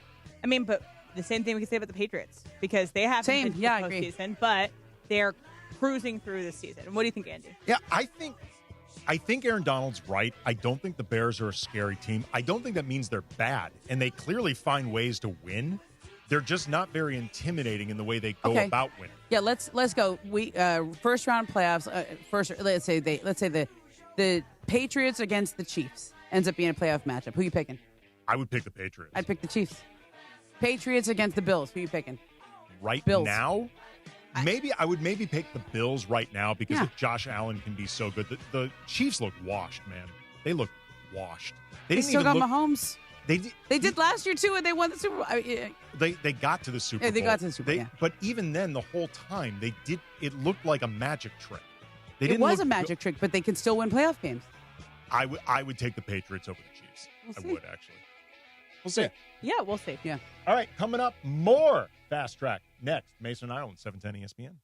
It is Fast Track on Mason and Ireland on 710 ESPN, the all-new ESPN LA app, and always on YouTube at ESPN Los Angeles, driven by Cerritos Auto Square. It is time for Fast Track. Fast Track. Why do more people buy their car at Cerritos Auto Square than from any other location in Southern California? Easy. With 24 dealerships side by side, car shoppers can find the right car at the right price at the right location. Cerritos Auto Square. Learn more at CerritosAutoSquare.com. Time for Fast Track. More Fast Track next. For ESPN LA contest rules, go to ESPNLA.com and click the contest button. Hey Rams fans, this Saturday, December 6th, stop by the Sherman Oaks Verizon store and meet the Rams cheerleaders and the best mascot in all of sports, Rampage. Plus, check out Verizon's incredible holiday deals on gifts for everyone, from the latest phones and tablets to gaming consoles, smartwatches, and more. Don't miss out. Come say hi to the Rams cheerleaders and Rampage at the Sherman Oaks Verizon store, located at 14141 Ventura Boulevard, from 2:30 p.m. to 4:30 p.m. on Saturday, December 6th. Hey guys, it's Sedano. Looking to score big on flooring? Kick off your project with Hernandez Wholesale Flooring. Every day's a win, no gimmicks, no markups, just the wholesale deals on every surface. Call 866-62-FLOOR or visit them on the web, hernandezwholesaleflooring.net. No sale beats wholesale. When it's game time, every play counts. So when it's time to choose your next vehicle, make the winning play at George Chevrolet. From the powerful work-ready Silverado to the family-sized Traverse and all-electric standouts like Blazer and Equinox EV, George Chevrolet has an incredible selection and a championship-caliber team ready to help you get the perfect Chevy at the best price. Visit them off the 91 Freeway, Lakewood Exit in Bellflower, or shop online at GeorgeChevy.com. That's GeorgeChevy.com. Chevrolet, together let's drive. Want to sell your home because you're downsizing? Call Seller's Advantage. Want to sell the home that you've inherited? Call Seller's Advantage. Want to sell your home and take advantage of your equity? Call Seller's Advantage. No matter what your reason for selling, Seller's Advantage will make you a competitive cash offer and can close in as little as days or as long as you need. Don't worry about the condition of your home. You don't need to pay for costly repairs because they buy as is. Seller's Advantage has been buying homes for over 20 years, focusing on helping sellers get the highest offer possible without having to get it ready for the market or deal with agents or pay commissions. They make selling easy and painless. They'll even offer you a $20,000 advance for moving and other expenses. If it's time to sell your home, call Seller's Advantage for a no-obligation offer. Call 888-390-AS-IS, 888-390-AS-IS, 888-397-2747, or visit sellersadvantage.com. DRE number 01961658. Don't worry, sell happy with Seller's Advantage. When life hits hard and you need a championship-winning team on your side, like Normand Legal and Joseph S. Normand, proud partners of ESPN LA for over 15 years. If you've been in an accident, don't face it alone. Normand Legal goes full throttle, tackling every obstacle and fighting to get you the maximum compensation you deserve. Just like the best teams in LA, they've helped thousands recover millions in settlements and verdicts. Call 213-747-1234. That's 213-747-1234 or visit normandlegal.com. Normand Legal, the winning team fighting for you. This is the story of the one. As an HVAC technician, he and his digital multimeter are in high demand. So when a noisy office HVAC turns out to be a failing blower motor, he doesn't break a sweat. With Grainger's easy-to-use website and product information, he selects the product he needs to keep everything humming right along. Call 1-800-GRAINGER, click Grainger.com, or just stop by. Grainger, for the ones who get it done. Hey, I'm Mike Slater. My dad passed away at the age of 63. It's out of nowhere. Had a stroke. Super hard, obviously, for the whole family, but my dad had life insurance. This is why I have life insurance for my family, for my wife and 4 kids. And the best place to get life insurance is ethos.com because you can do it in 10 minutes. And there's no medical exam and no blood test, just a few health questions. Get life insurance in 10 minutes so your family is protected. Ethos, E-T-H-O-S, ethos.com/play. Fast Track. And it is Fast Track on 710 ESPN. Mason and Ireland on the all-new ESPN LA app, 7:10 a.m. and always on YouTube at ESPN Los Angeles. Fast Track now back in the 2 p.m. hour on Mason and Ireland, driven by Cerritos Auto Square. Why do more people buy their car at Cerritos Auto Square than from any other location in Southern California? Easy. With 24 dealerships side by side, car shoppers can find the right car at the right price at the right location. Cerritos Auto Square. Learn more at CerritosAutoSquare.com. Once again, back to Fast Track and back to Mason and Ireland on 710. Before I get to my Fast Track, this Saturday, December 6th, UFC is taking over, UFC 323 is taking over Cosm, where the fights hit bigger, louder, and closer than ever. Watch that guy chase history and feel every moment of another fight on a massive wraparound screen that puts you right into the octagon. I can't say these names, guys. These are too difficult. Bring it to me. Bring it to me. I got it. Come here. Merab Dvalishvili. I got that one. Come here. Merab Dvalishvili. There we go. Say it with conviction. Seamless. And Pantoja versus Van. Okay, I think I got and that Pantoja versus Van. The energy is unreal. Limited tickets available now at Cosm.com. You know what also you could watch on Saturday? You could watch my University of Virginia Hoos take on the stinking Blue Devils in the ACC Championship game. If UVA gets in, they're in the college football playoff. Let's go. Let's go. Anyway, if you want someone to root for UVA. So there's this story. Do you guys know who Millie Bobby Brown is? Yeah. Stranger Things. So she's the main actress in Stranger Things. She plays 11. She's also in a bunch of Netflix movies. She's also Mrs. Younger Bon Jovi. Right. So this has to do with that. So she is married to Jake Bon Jovi. And so she has changed her name from Millie Bobby Brown. She would like to go to Millie Bonnie Bon Jovi. What? She says that's Millie Bon Bon. So my statement is, if you were famous with a certain name, if you were famous before you were married, you need to keep that same name. You can't change it after I agree. You get married. I mean, I feel like you can do whatever you want. Yeah. Nobody's ever going to call her anything other than Millie Bobby Brown. It's like everyone still calls CryptoArena.com or whatever Staples. Like, naming rights for the Coliseum are a waste of time. Everyone's going to call it the Coliseum. She is Millie Bobby Brown to too many different people. It's certainly her prerogative, but it's never going to catch on. Millie Bon Bon. Millie Bon Bon? Is she just having fun Sounds with like a us? reggaeton lyric. She probably is. It does. Just put a Sounds drum like beat snow. to it. Millie Bon Bon. It was actually marshmallow. Bon Bon is like marshmallow. So there you go. So there's that. My other fast track is that Robert Kraft and Bill Belichick are the co-architects of the NFL dynasty in New England, are both finalists for the 2026 class of the Pro Football Hall of Fame. So, do you want to see them kiss and make up? Yes, I want all of that. First of all, there was a great story by Don Van Natta, I think it was either last year or the year before, about why, about Robert Kraft has kind of tried to get into the Hall of Fame for years. He's had sort of a PR campaign to get him in, and for whatever reason, the Hall of Fame doesn't want to put him in because I think some of the scandals, Deflategate and the thing down in Florida, all the things. There's some seedy stuff. Yeah, there's some stuff, but he's also won a lot of Super Bowls There's and very also, successful. And, do you really want to start unpacking some of the people in the Hall of Fame and their stuff? And so I'm surprised that I think that if there is a time to do it, this is the year because Belichick will get in he should get in the first ballot, right? Honestly, if I'm the Hall of Fame, if I'm nervous about anything, I'm more nervous about Belichick right now and the circus that comes with him. And don't get me wrong, he's first ballot. He should be inducted. Yeah. I'm just saying there's more of a circus right now with him and all the waves arms around that comes with Bill Belichick now as opposed to Robert Kraft. It's really just his girlfriend. Yeah, but she's a lot of waves arms around. Yeah, I don't know. I don't think we should be afraid of. I don't think they. To me, it's like if you deserve to be in, you should be in. Oh no! This isn't Pete Rose and gambling on his own team. Absolutely, it's a no-brainer. Yeah. Bill Belichick should be in. I'm just saying, if they are worried about Robert Kraft's past, right? I would say Bill Belichick's present should make you more nervous than Kraft's past. That's all. Yeah. I don't know. I like the story.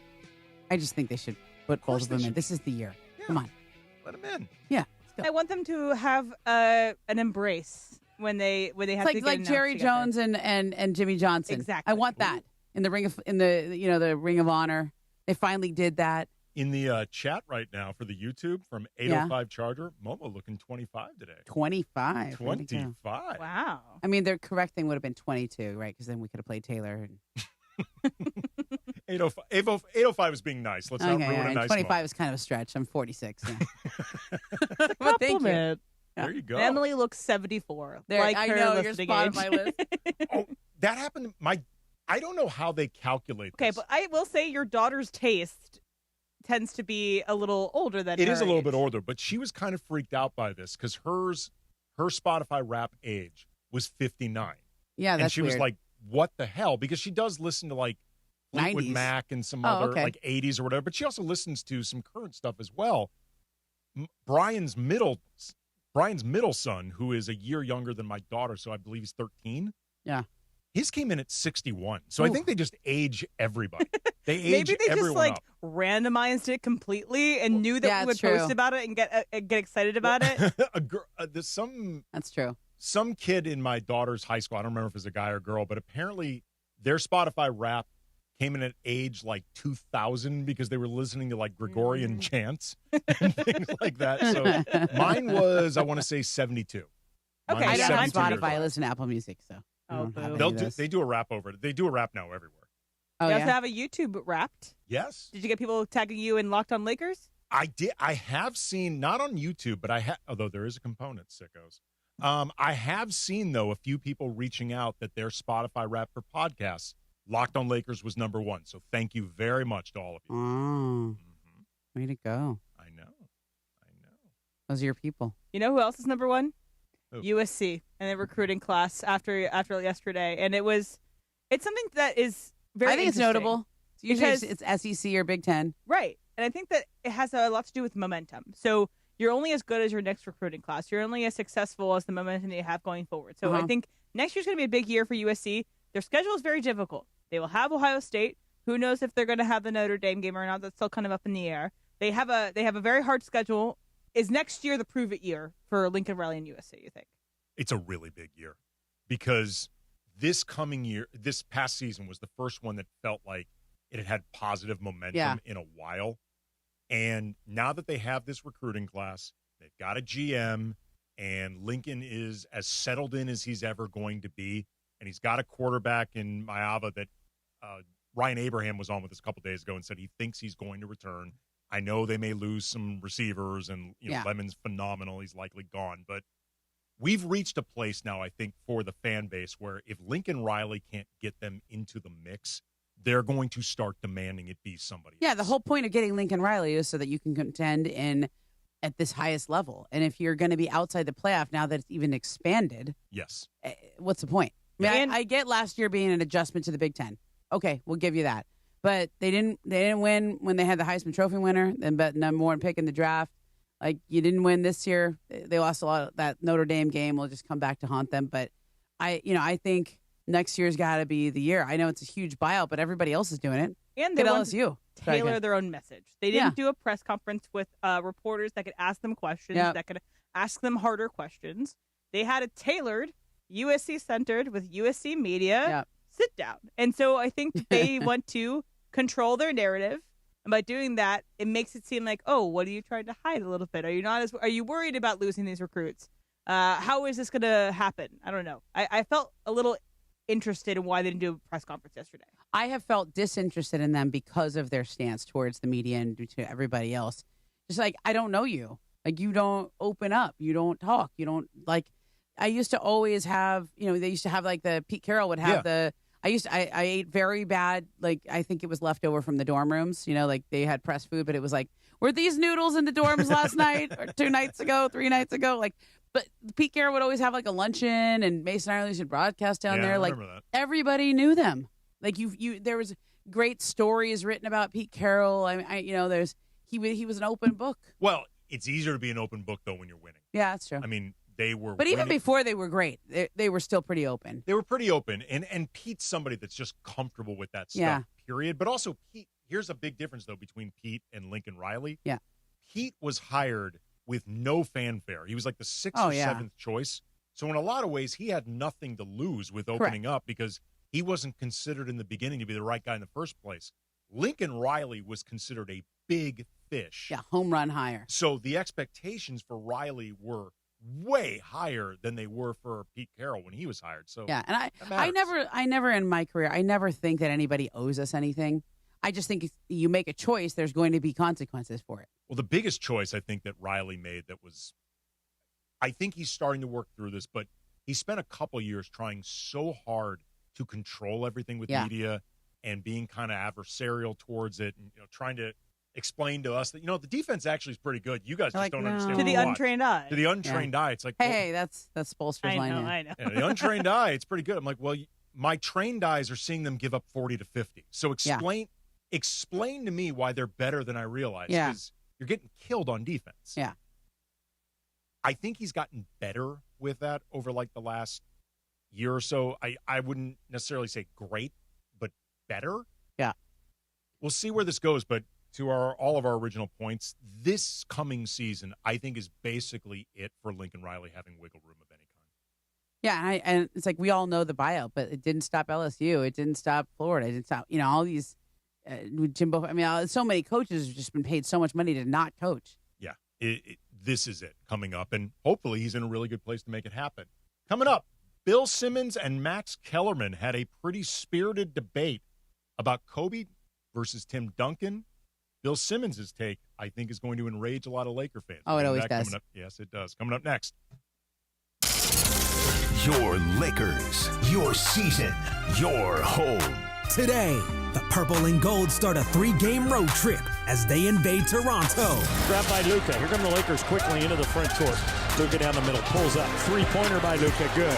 Your LA Lakers battle the Toronto Raptors. Coverage begins today at 3 p.m. The Lake Show lives here. 710 ESPN and the ESPN LA app. This is the Southern California Kia Dealers Rams Report. Here's Travis Rogers. The Los Angeles Rams are 9-3 after a surprising 31-28 loss to the Carolina Panthers on the road. Up next, the Arizona Cardinals again on the road. Back-to-back road games for the Rams before coming home to take on the Lions. One of the bright spots, despite the loss, was Davante Adams getting into the end zone not once but 2 more times on Sunday against the Panthers. That gave him a league-leading 14 touchdown receptions on the season, just 4 shy of his career record. So Davante certainly with an opportunity to set a new career mark here in 2025. He's 31st in receptions on the season with 52. Trey McBride leading the way with 88. And then in yards, it is Jackson Smith and Jigba, who's got 1,336 yards. He's all the way at the top of the NFL rankings. Davante Adams, number 23 with 889. With Tuesday's Rams Report, I'm Travis Rogers. The Southern California Kia Dealers Rams Report, driven by your Southern California Kia dealers. It's the Kia Season of New Traditions sales event. So don't just hang your own lights. Venture out and look for the northern lights. Drink cocoa on the beach. Or be a drive-by karaoke caroler. Because every new Kia comes with a 10-year, 100,000-mile limited powertrain warranty. So you can take holidays to places they've never been. See your local Kia dealer or visit kia.com to learn more. Kia, movement that inspires. See Kia dealer for warranty details. Event ends 1/2/26. The holidays are here, and Amazon Pickup is your MVP of package pickup. Need that perfect gift, like a brand new jersey for the big game? With Amazon Pickup, you can grab your order from secure Amazon lockers or counters near you on your schedule at no extra cost. It's fast, it's easy, and it keeps your holiday surprises tucked away safely.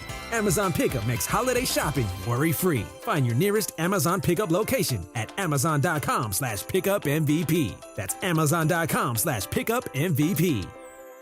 Hey guys, it's Sedano. Los Angeles International Airport's People Mover trains begin rolling early next year as part of LAX's ongoing investments to transform and improve your travel journey. The People Mover trains will quickly move guests between their terminals and our new consolidated rental car center, metro trains and buses, economy parking, and Kiss and Fly lot. The trains will make it simple and fast to get to your LAX destination in 10 minutes or less, and trains depart every 2 minutes beginning in early 2026. Learn more at lawa.org/ESPN. They say love is the greatest gift of all, but straight up cash works too. Now your top reasons to visit Morongo. Our Gift a Day giveaway has begun. Earn 500 points on your rewards card and get that day's gift. Weekdays through the 19th. Number 2. Get your sugar cookie lattes and peppermint cake all month long at Pink Coffee. And the number 1 reason. Jackpot Palooza. We're giving away $25,000 on the 13th at 7 p.m. Morongo, good times. Hey, it's Kirk Herbstreit. On game day, great prep makes all the difference. Same goes for your pizza. That's why I go with Frigidaire Stone-Baked Pizza Oven. Fresh pizzas go from dough to done in just 2 minutes. Whether you're throwing a party or squeezing in dinner between plays, this oven delivers hot, crispy, restaurant-quality pizza right from your kitchen. Only from Frigidaire. Game-ready pizza. Get it today at the Home Depot. How doers get more done. Your ambition just met its match with Robinhood. Trade stocks and ETFs, options, futures, and crypto all on one platform. Get started today at Robinhood.com/yourmoney. Your money, your move. All investments involve risk, including loss of principal. Options, futures, and crypto trading carry significant risk and may not suit all investors. Securities offered through Robinhood Financial LLC, member SIPC. Future trading is offered by Robinhood Derivatives LLC, not FDIC or SIPC protected. Crypto offered through Robinhood Crypto LLC, NMLS ID 1702840, not FDIC or SIPC protected. Portfolio management offered by Robinhood Strategies, an SEC registered advisor. The biggest show on the radio. Mason, Ireland, you guys are clowns. Wow. Screw you, Josh. Damn. Mason and Ireland on 710. Mason and Ireland are clowns. That's going to be a drop for a long time. Why not? Back to the guys.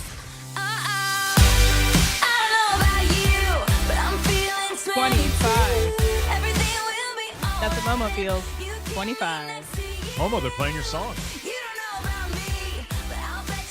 I'm telling you that, Momo, you need to talk to whoever did your makeup today. Yeah. Take a photo, send it to her and say, like, this is the look. Because the approval rating in the YouTube chat has been, it's been very strong. That's good. That's all I'll say. It's been good. very, well, very strong. I think that the other thing, too, is that, like, I have been dieting basically since the summer, and I'm down a lot. So if your face is skinnier and you look better, good for you. The makeup helps, but you just look great, better. Ramona. Thank you.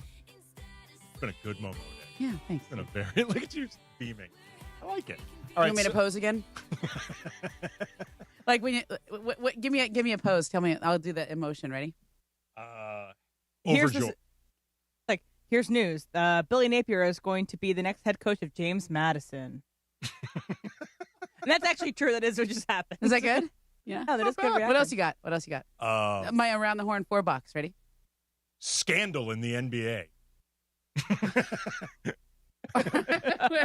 Little bit of a. I got to be honest. That was very similar to James. It Napier. was. The other one was more like ooh. Oh. And the scandal was like the passing of this Major League Baseball legend. Steve Mason just slipped in the hallway over there. How was that? I'm the- sure it's great on the radio too. Nobody can see what I'm doing. That's why we should go on YouTube. The face from Momo was kind of like, yeah, that's believable. Mason sleeping in the hallway. All right, so Bill Simmons and Max Kellerman, were they on Simmons' pod? Yeah, I was on Simmons' pod. It was on Simmons' pod. They were talking sports and NBA rankings, I guess, was the pretext for this came up. And there was a discussion about Duncan versus Kobe in their rankings. Mm-hmm. Max had Kobe higher. Simmons had Duncan higher. And Simmons then, we have the whole conversation? Okay, first of all, let me just say it's nice to see Max Kellerman back on the air. Yes, it is, man. I've missed Max. I've missed Max as well. I'm friends with Max. He had to kind of like go on the beach for a couple of years after the First Take thing ended. We've all been on the beach at some point. Yeah. Well, Max was. Max's beach was a lot nicer than my beach. Though. It was. Yeah, I was going to say Max's something beach to that we'd all effect, wish but, we could visit. Yeah, Max's beach was more like a resort. Yes, it was. Okay. Yes, it was. But I strive to be on Max's beach one day. I loved hearing him on boxing again. I'm like, oh, it's Kellerman. I miss Kellerman. Max is great at what he does. He's a really good guy on top. But yeah, we have the whole conversation here. Okay, so this is the conversation: Bill Simmons, Max Kellerman, Kobe versus TD. Why I would put him over Tim Duncan is because I think that it is close. I think between those two is that it's outrageous. Kobe's team believed if he had a shot to win, You're just Kobe's team believed that they would win. I'm going to leave. The Tim Duncan slander. You think it's slander to put Kobe ahead of Duncan? I just think he's the most underappreciated superstar of all time. But what I've made saying is it's Kobe and Duncan are neck and neck.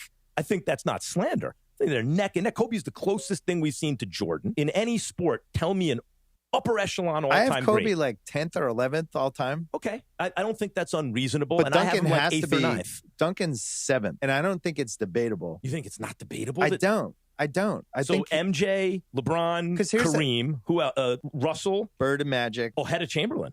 Okay. Chamberlain was a loser for most of his career. He got traded multiple times. You know who's never getting traded ever? Tim Duncan. Yeah, right. Okay, fine. Ever. So I'd have Wilt 5. You have Bird and Magic right after that. Fine, whatever. So you think Duncan is right after Bird and Magic? I do. And guess what? I think Jokic is coming. But yeah, I don't think it can only be with one title. Okay. I understand why Bill takes this position, and I don't think either of them are wrong. I'm not big on like Mount Rushmore lists. Okay, let me just say right now, the difference when you're talking about all-time great rankings, the difference between 7 and 10, they're all great, is nothing. It's honestly nothing. Yeah, I mean, it's literally.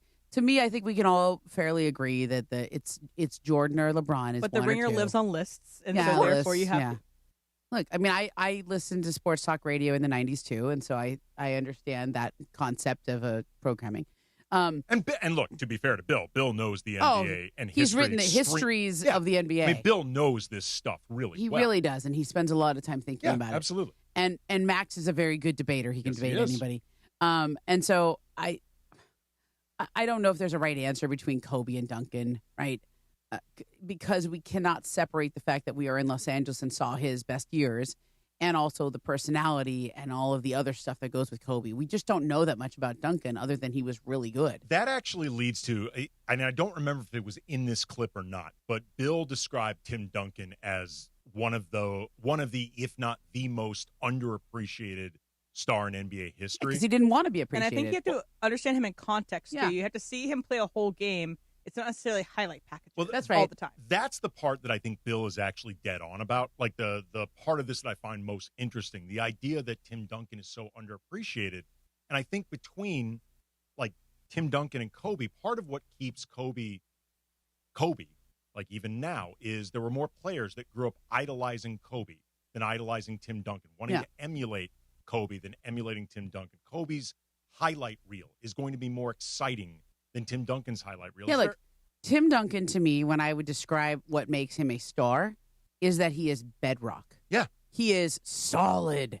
He ain't going anywhere, and he's always going to give you the best effort, the best this. He's a metronome. Yeah, he's the guy that you want on your team to build for the next 20 years.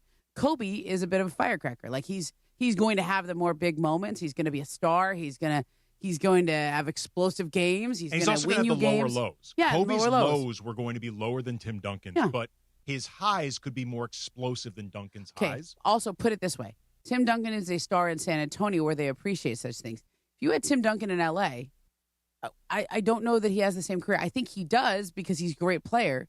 But, like, you got to be a star when you're the star of the Lakers. Well, you got to have that quality. Okay, that's what's interesting, too, with Kareem, for example. Because I that's a good comp.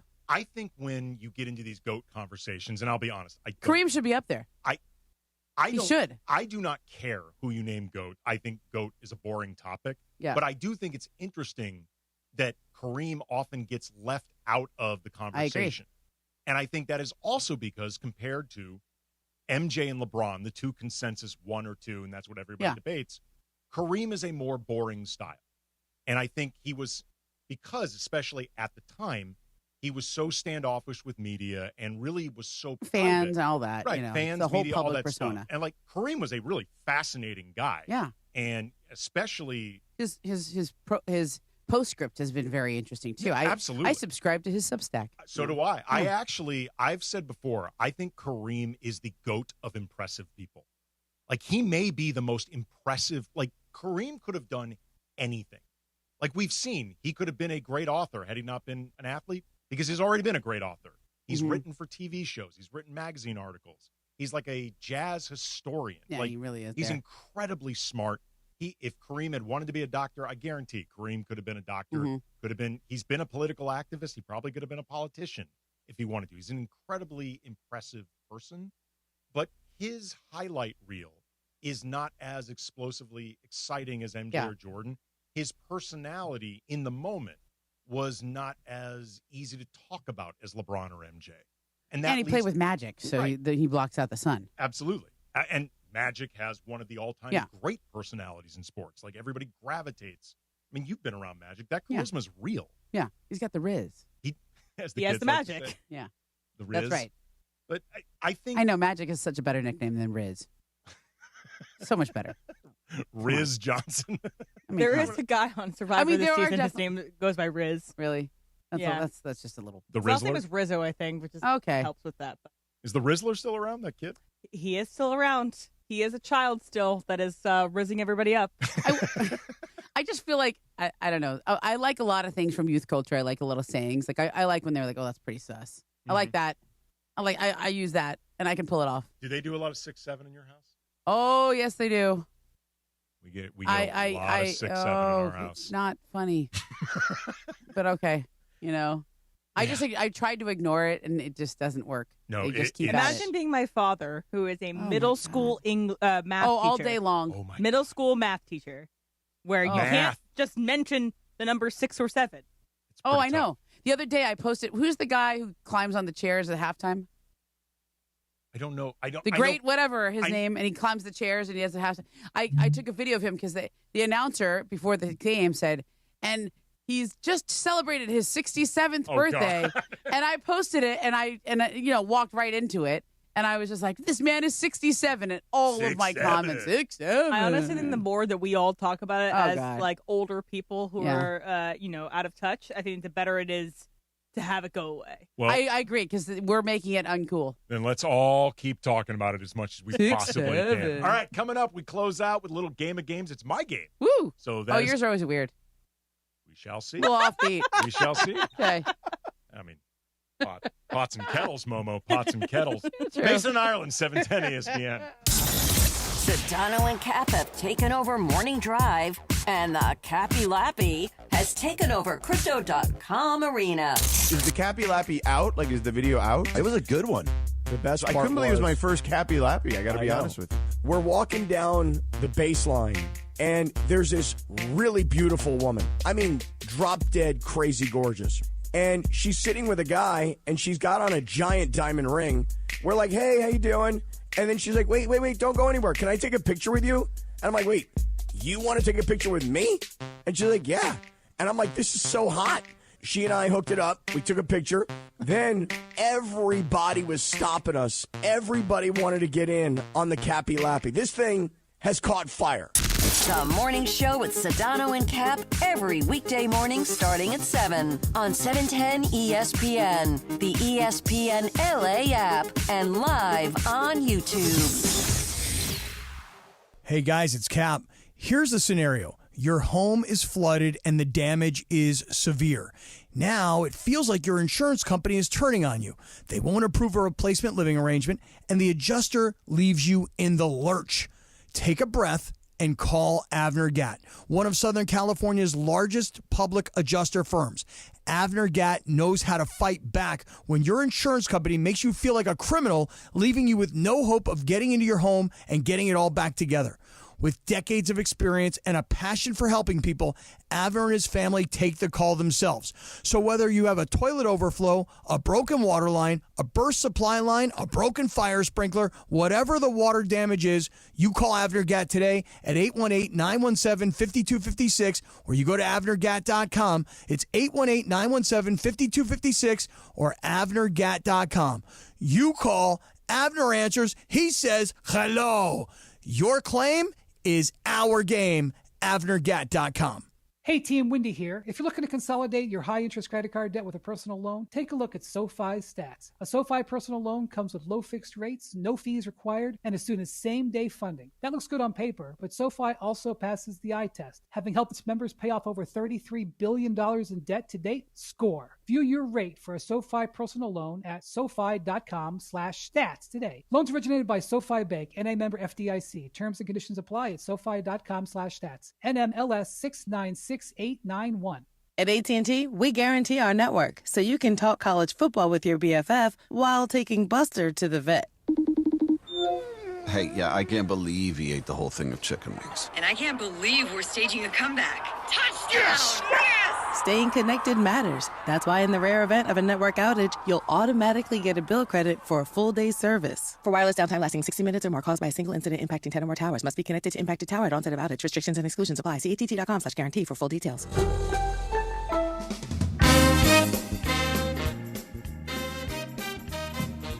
All right, time for a little game of games as we close out leading up to Lakers pregame with Beto Duran. Lakers taking on the Raptors in Toronto. That's at 4:30 tip. Again, Beto in about 15 minutes. Happy 76th birthday to one of my all-time favorite actors, Jeff Bridges, the dude. Oh, yeah. Hey, let's go. Academy Award winner, accomplished multi-artist. He goes beyond just acting, also known as one of the nicest people in Hollywood. So in honor of the birthday, is he? yeah, he's All right. known as just a super That's good nice to know. person. Going to do some Jeff Bridges trivia. Jeff Bridges grew up in L.A., part of a Hollywood family, and went to a high school that is still around. Which high school was it?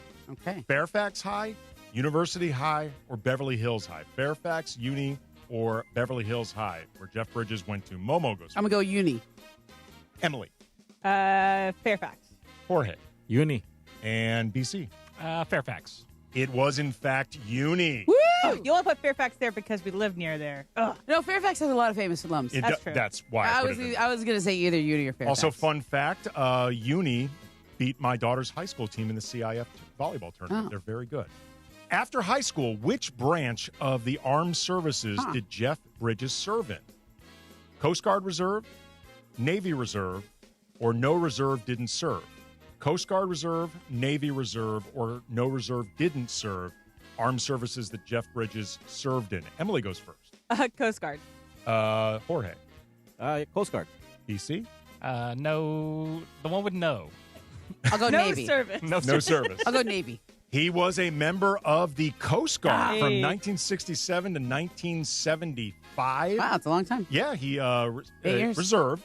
He was a bosun mate second class. Thank you for your service, Jeff. I know what a bosun is. I watched Below Deck. I have no idea what it is. I had to write it out phonetically to make sure I could pronounce it correctly. Didn't get it right. Yeah. According Bosun. It's a bosun. Bosun. Yeah. Bosun. Jeff Bridges has been nominated for 7 Oscars in his career. What was the first movie that Jeff Bridges this is received hard. an Oscar Okay. nomination Okay. for? The Last Picture Show, Thunderbolt and Lightfoot, or The Iceman Cometh? The Last Picture Show, Thunderbolt and Lightfoot, or The Iceman Cometh? Jeff Bridges' first Oscar nom. Jorge. I'll go with B, whatever B was. Thunderbolt and Lightfoot. BC. Iceman. Ramona. I'm going to go Last Picture Show. Emily. I'm also going to go Last Picture Show. It is, in fact, The Last Woohoo! Picture Show, which is a great movie. Yeah. Momo is ahead with 3 right now. No, I didn't get the other one. Oh, sorry. Then it missed is a 3-way tie going right now with 2 points between Emily, Momo, and Jorge. I said BC, Navy. Believe you're still blank? Lucky loser, still alive. There you man. go. Still Okay. lucky Good way to loser. look at it.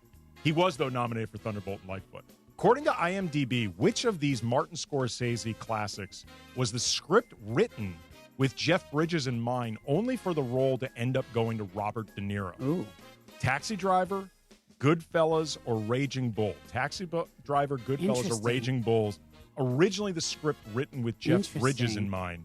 BC goes first. Raging Bull. Ramona. Raging Bull. I like that. M. Taxi Driver. Oh, sorry, no. So I want to change it to Goodfellas. Goodfellas. Really? You think so? Taxi Driver. Jorge, you are in the lead now. It was Taxi Driver. Really? Paul Schrader said he Dang it. envisioned Jeff Bridges in the Travis Bickle role while writing it. Interesting. Obviously, eventually went to De Niro, became one of his most iconic performances. Also, according to IMDb, which of these action classics was originally written with Jeff Bridges in mind for a lead role? Okay. Speed, The Matrix, or Point Break? Speed, The Ooh. Matrix, or Point Break, originally written with Jeff Bridges in mind for the lead. Momo goes first. Ooh. I'll go with Speed. Emily. Speed. Jorge. Point Break. BC. Point Break. Man, BC, you are just getting crushed in this thing. It is Speed. All right. Speed was originally, I'm guessing it had been in development for a while because the age difference Yeah, between Jeff between Bridges and Keanu, Keanu yeah. is pretty big. Okay, so Momo's... Keanu's up there, though. Well, but He's older than you think. he's older than he thinks, but Jeff Bridges is 15 years older than him. Yeah, okay. So Momo's got 3, Emily's got 3, Jorge's got 3, BC still the lucky loser. Dang. Jeff Bridges is perhaps most widely associated with his role as the dude in The Big Lebowski, one of cinema's greatest stoner characters. Bridges has insisted that he has never smoked out. Really? He's never smoked out Okay. while shooting Lebowski or anything else, but a different director claimed that Bridges was often high while shooting this movie. Which movie was it? Seabiscuit, The Contender, or Tron? Seabiscuit, The Contender, or Tron? The director claimed that Jeff Bridges was high throughout the shoot. Emily goes first. Seabiscuit. That would be funny, Jorge. actually. The Contender. BC. Tron. I'm going to say Tron. Jorge takes the lead now. It was The Wow. Contender. The director claimed that he went to Bridges' trailer multiple times and there was a cloud of smoke that would come out from it, that he was All high right. the whole time. I'm sure Bridges would I dispute feel like this. Tron just feels like a stoner movie. Well, that's why I put it in. Come on. Which of these Jeff Bridges movies was not selected for the National Film Registry by the Library of Congress for being culturally, historically, or aesthetically significant? Not selected. The Big Lebowski, Iron Man, or Tron? Big Lebowski, Iron Man, or Tron not selected by the Got it. National Film Registry. Emily goes first. Lebowski. Jorge. Iron Man. BC. Tron. Iron Man. BC, you're finally on the board. It was Tron. It Tron was is that- definitely significant. Well, not according to the National Film Registry by the Library of Snobs. Congress. By the way, we got 4 minutes left in our game. Okay, I've got a few more left. Jeff Bridges is a very accomplished musician who's recorded albums, and he's also sold songs to legends, including who? Neil Diamond, Really? Johnny Cash, or Quincy Jones. Neil Diamond, Johnny Cash, or Wow. Quincy Jones. Jeff Bridges has sold songs to. Jorge goes first. Neil Diamond. BC. Johnny Cash. Momo. I'm going to say Quincy Jones. Emily. I'll go Quincy Jones as well. It is, in fact, Quincy Jones. He sold, Johnny Cash too old. He sold it for this movie called John and Mary with Dustin Hoffman Yeah. and Mia Farrow. Let's Never do heard of one more so we have a tiebreaker. Okay, one more. So there is a tiebreaker.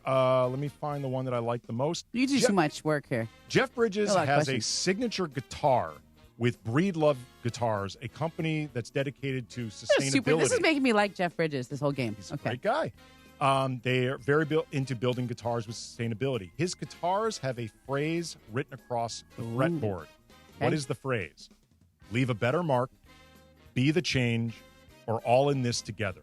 Leave a mark, Gosh, that's a be the little on the change, nose. or all in this together. That's written across the Jeff Bridges guitar fretboards. Now he feels like a hippie or something. Okay. All BC right. goes first. All in it together. All in this together. I like that too. All in this together. Emily? Be the change. What was the first one? Leave a better mark. That one. I'll go with the first one. It is, in fact, all in this together. Woo! So- BC. So Momo wins it? Momo wins. Woo! Good job, Momo. I haven't won in a while. I'm upset that there is no. This is Stick It Erasure. That's what I know Jeff Bridges from, and I love the movie Stick Fun It. fact, I did a freelance story for X Games Action Sports, and it sent me to the set Wow. of Stick It. Jeff Bridges, though, was not there, unfortunately. How many more questions did you have? I've got 2 more and the tiebreaker. Yeah, see, he does a lot of work. All right, want to do the tiebreaker just because? No, I mean, I already won. I don't want to give anything back. All right, let's do a tiebreaker. You won the game, but let's do a tiebreaker. We have nothing's taking it away from me. We have 2 okay. minutes. Okay, according to the numbers, a website that tracks box office, what is the total box office dollars domestically for movies that Jeff Bridges has appeared in as an actor? Domestic total box office. Okay. Is it multiple choice? We have to write something down? Write it down, and then you just tell me. This is the tiebreaker. We do every game of games. Okay. Let me know when everyone's ready. I have one. Okay. I have a 1.2 bill. 1.2 bill. Who wants to go next? 900 million. 900 million? I'm probably way too low. 450. 450 million? Yeah, probably way too low. 850. Emily is your winner. It is $1.4 billion. Yeah, he's been in a lot of big movies, pictures. yeah. I mean, remember, Iron Man in and of itself, that's going to give you a big chunk of change. But again, happy birthday to Jeff Bridges, one of my all-time favorites, man. That's just like my opinion. And I think you should have mentioned Stick It. Beto's the only one who got it. Beto's the only one who got it. Thank you, Beto. Drinking a Caucasian. All right, we got about a minute before Beto takes over. Big game for the Lakers. Has it been announced yet if LeBron's going to play in this? Because it's back-to-back. Like, we know Luka's not going to be there personal reasons. Yeah, he's playing in Boston. He should play in Boston. I don't know, but it's going to be interesting. This is a road trip that all of a sudden went from seeming like it'd be kind of easy heading into the season. Yeah, now Luka's gone the next 2 games. Kind of tough. Marcus Smart's not going to be there. Yeah. I would be surprised if LeBron played in both ends of the back-to-back. So I don't even know if Luka's going to play in any of it. Doesn't sound like it. Huh. Yeah, they need to get some wins here, though. They need to get some. I think he plays in the. I think you always play against the Celtics. Beto, my friend, if it was any other night, I would be here. All right, coming up tomorrow, we're going to have a best of Mason and Ireland. So, like I said, it'll be just like listening to John Ireland. You won't know the difference. 710 ESPN. This Christmas, elevate your game. Big nights deserve big views, especially on Christmas Day. Watch the Lakers light up the holiday or catch the Kings and the biggest concerts from your own private suite at Crypto.com Arena. Make this season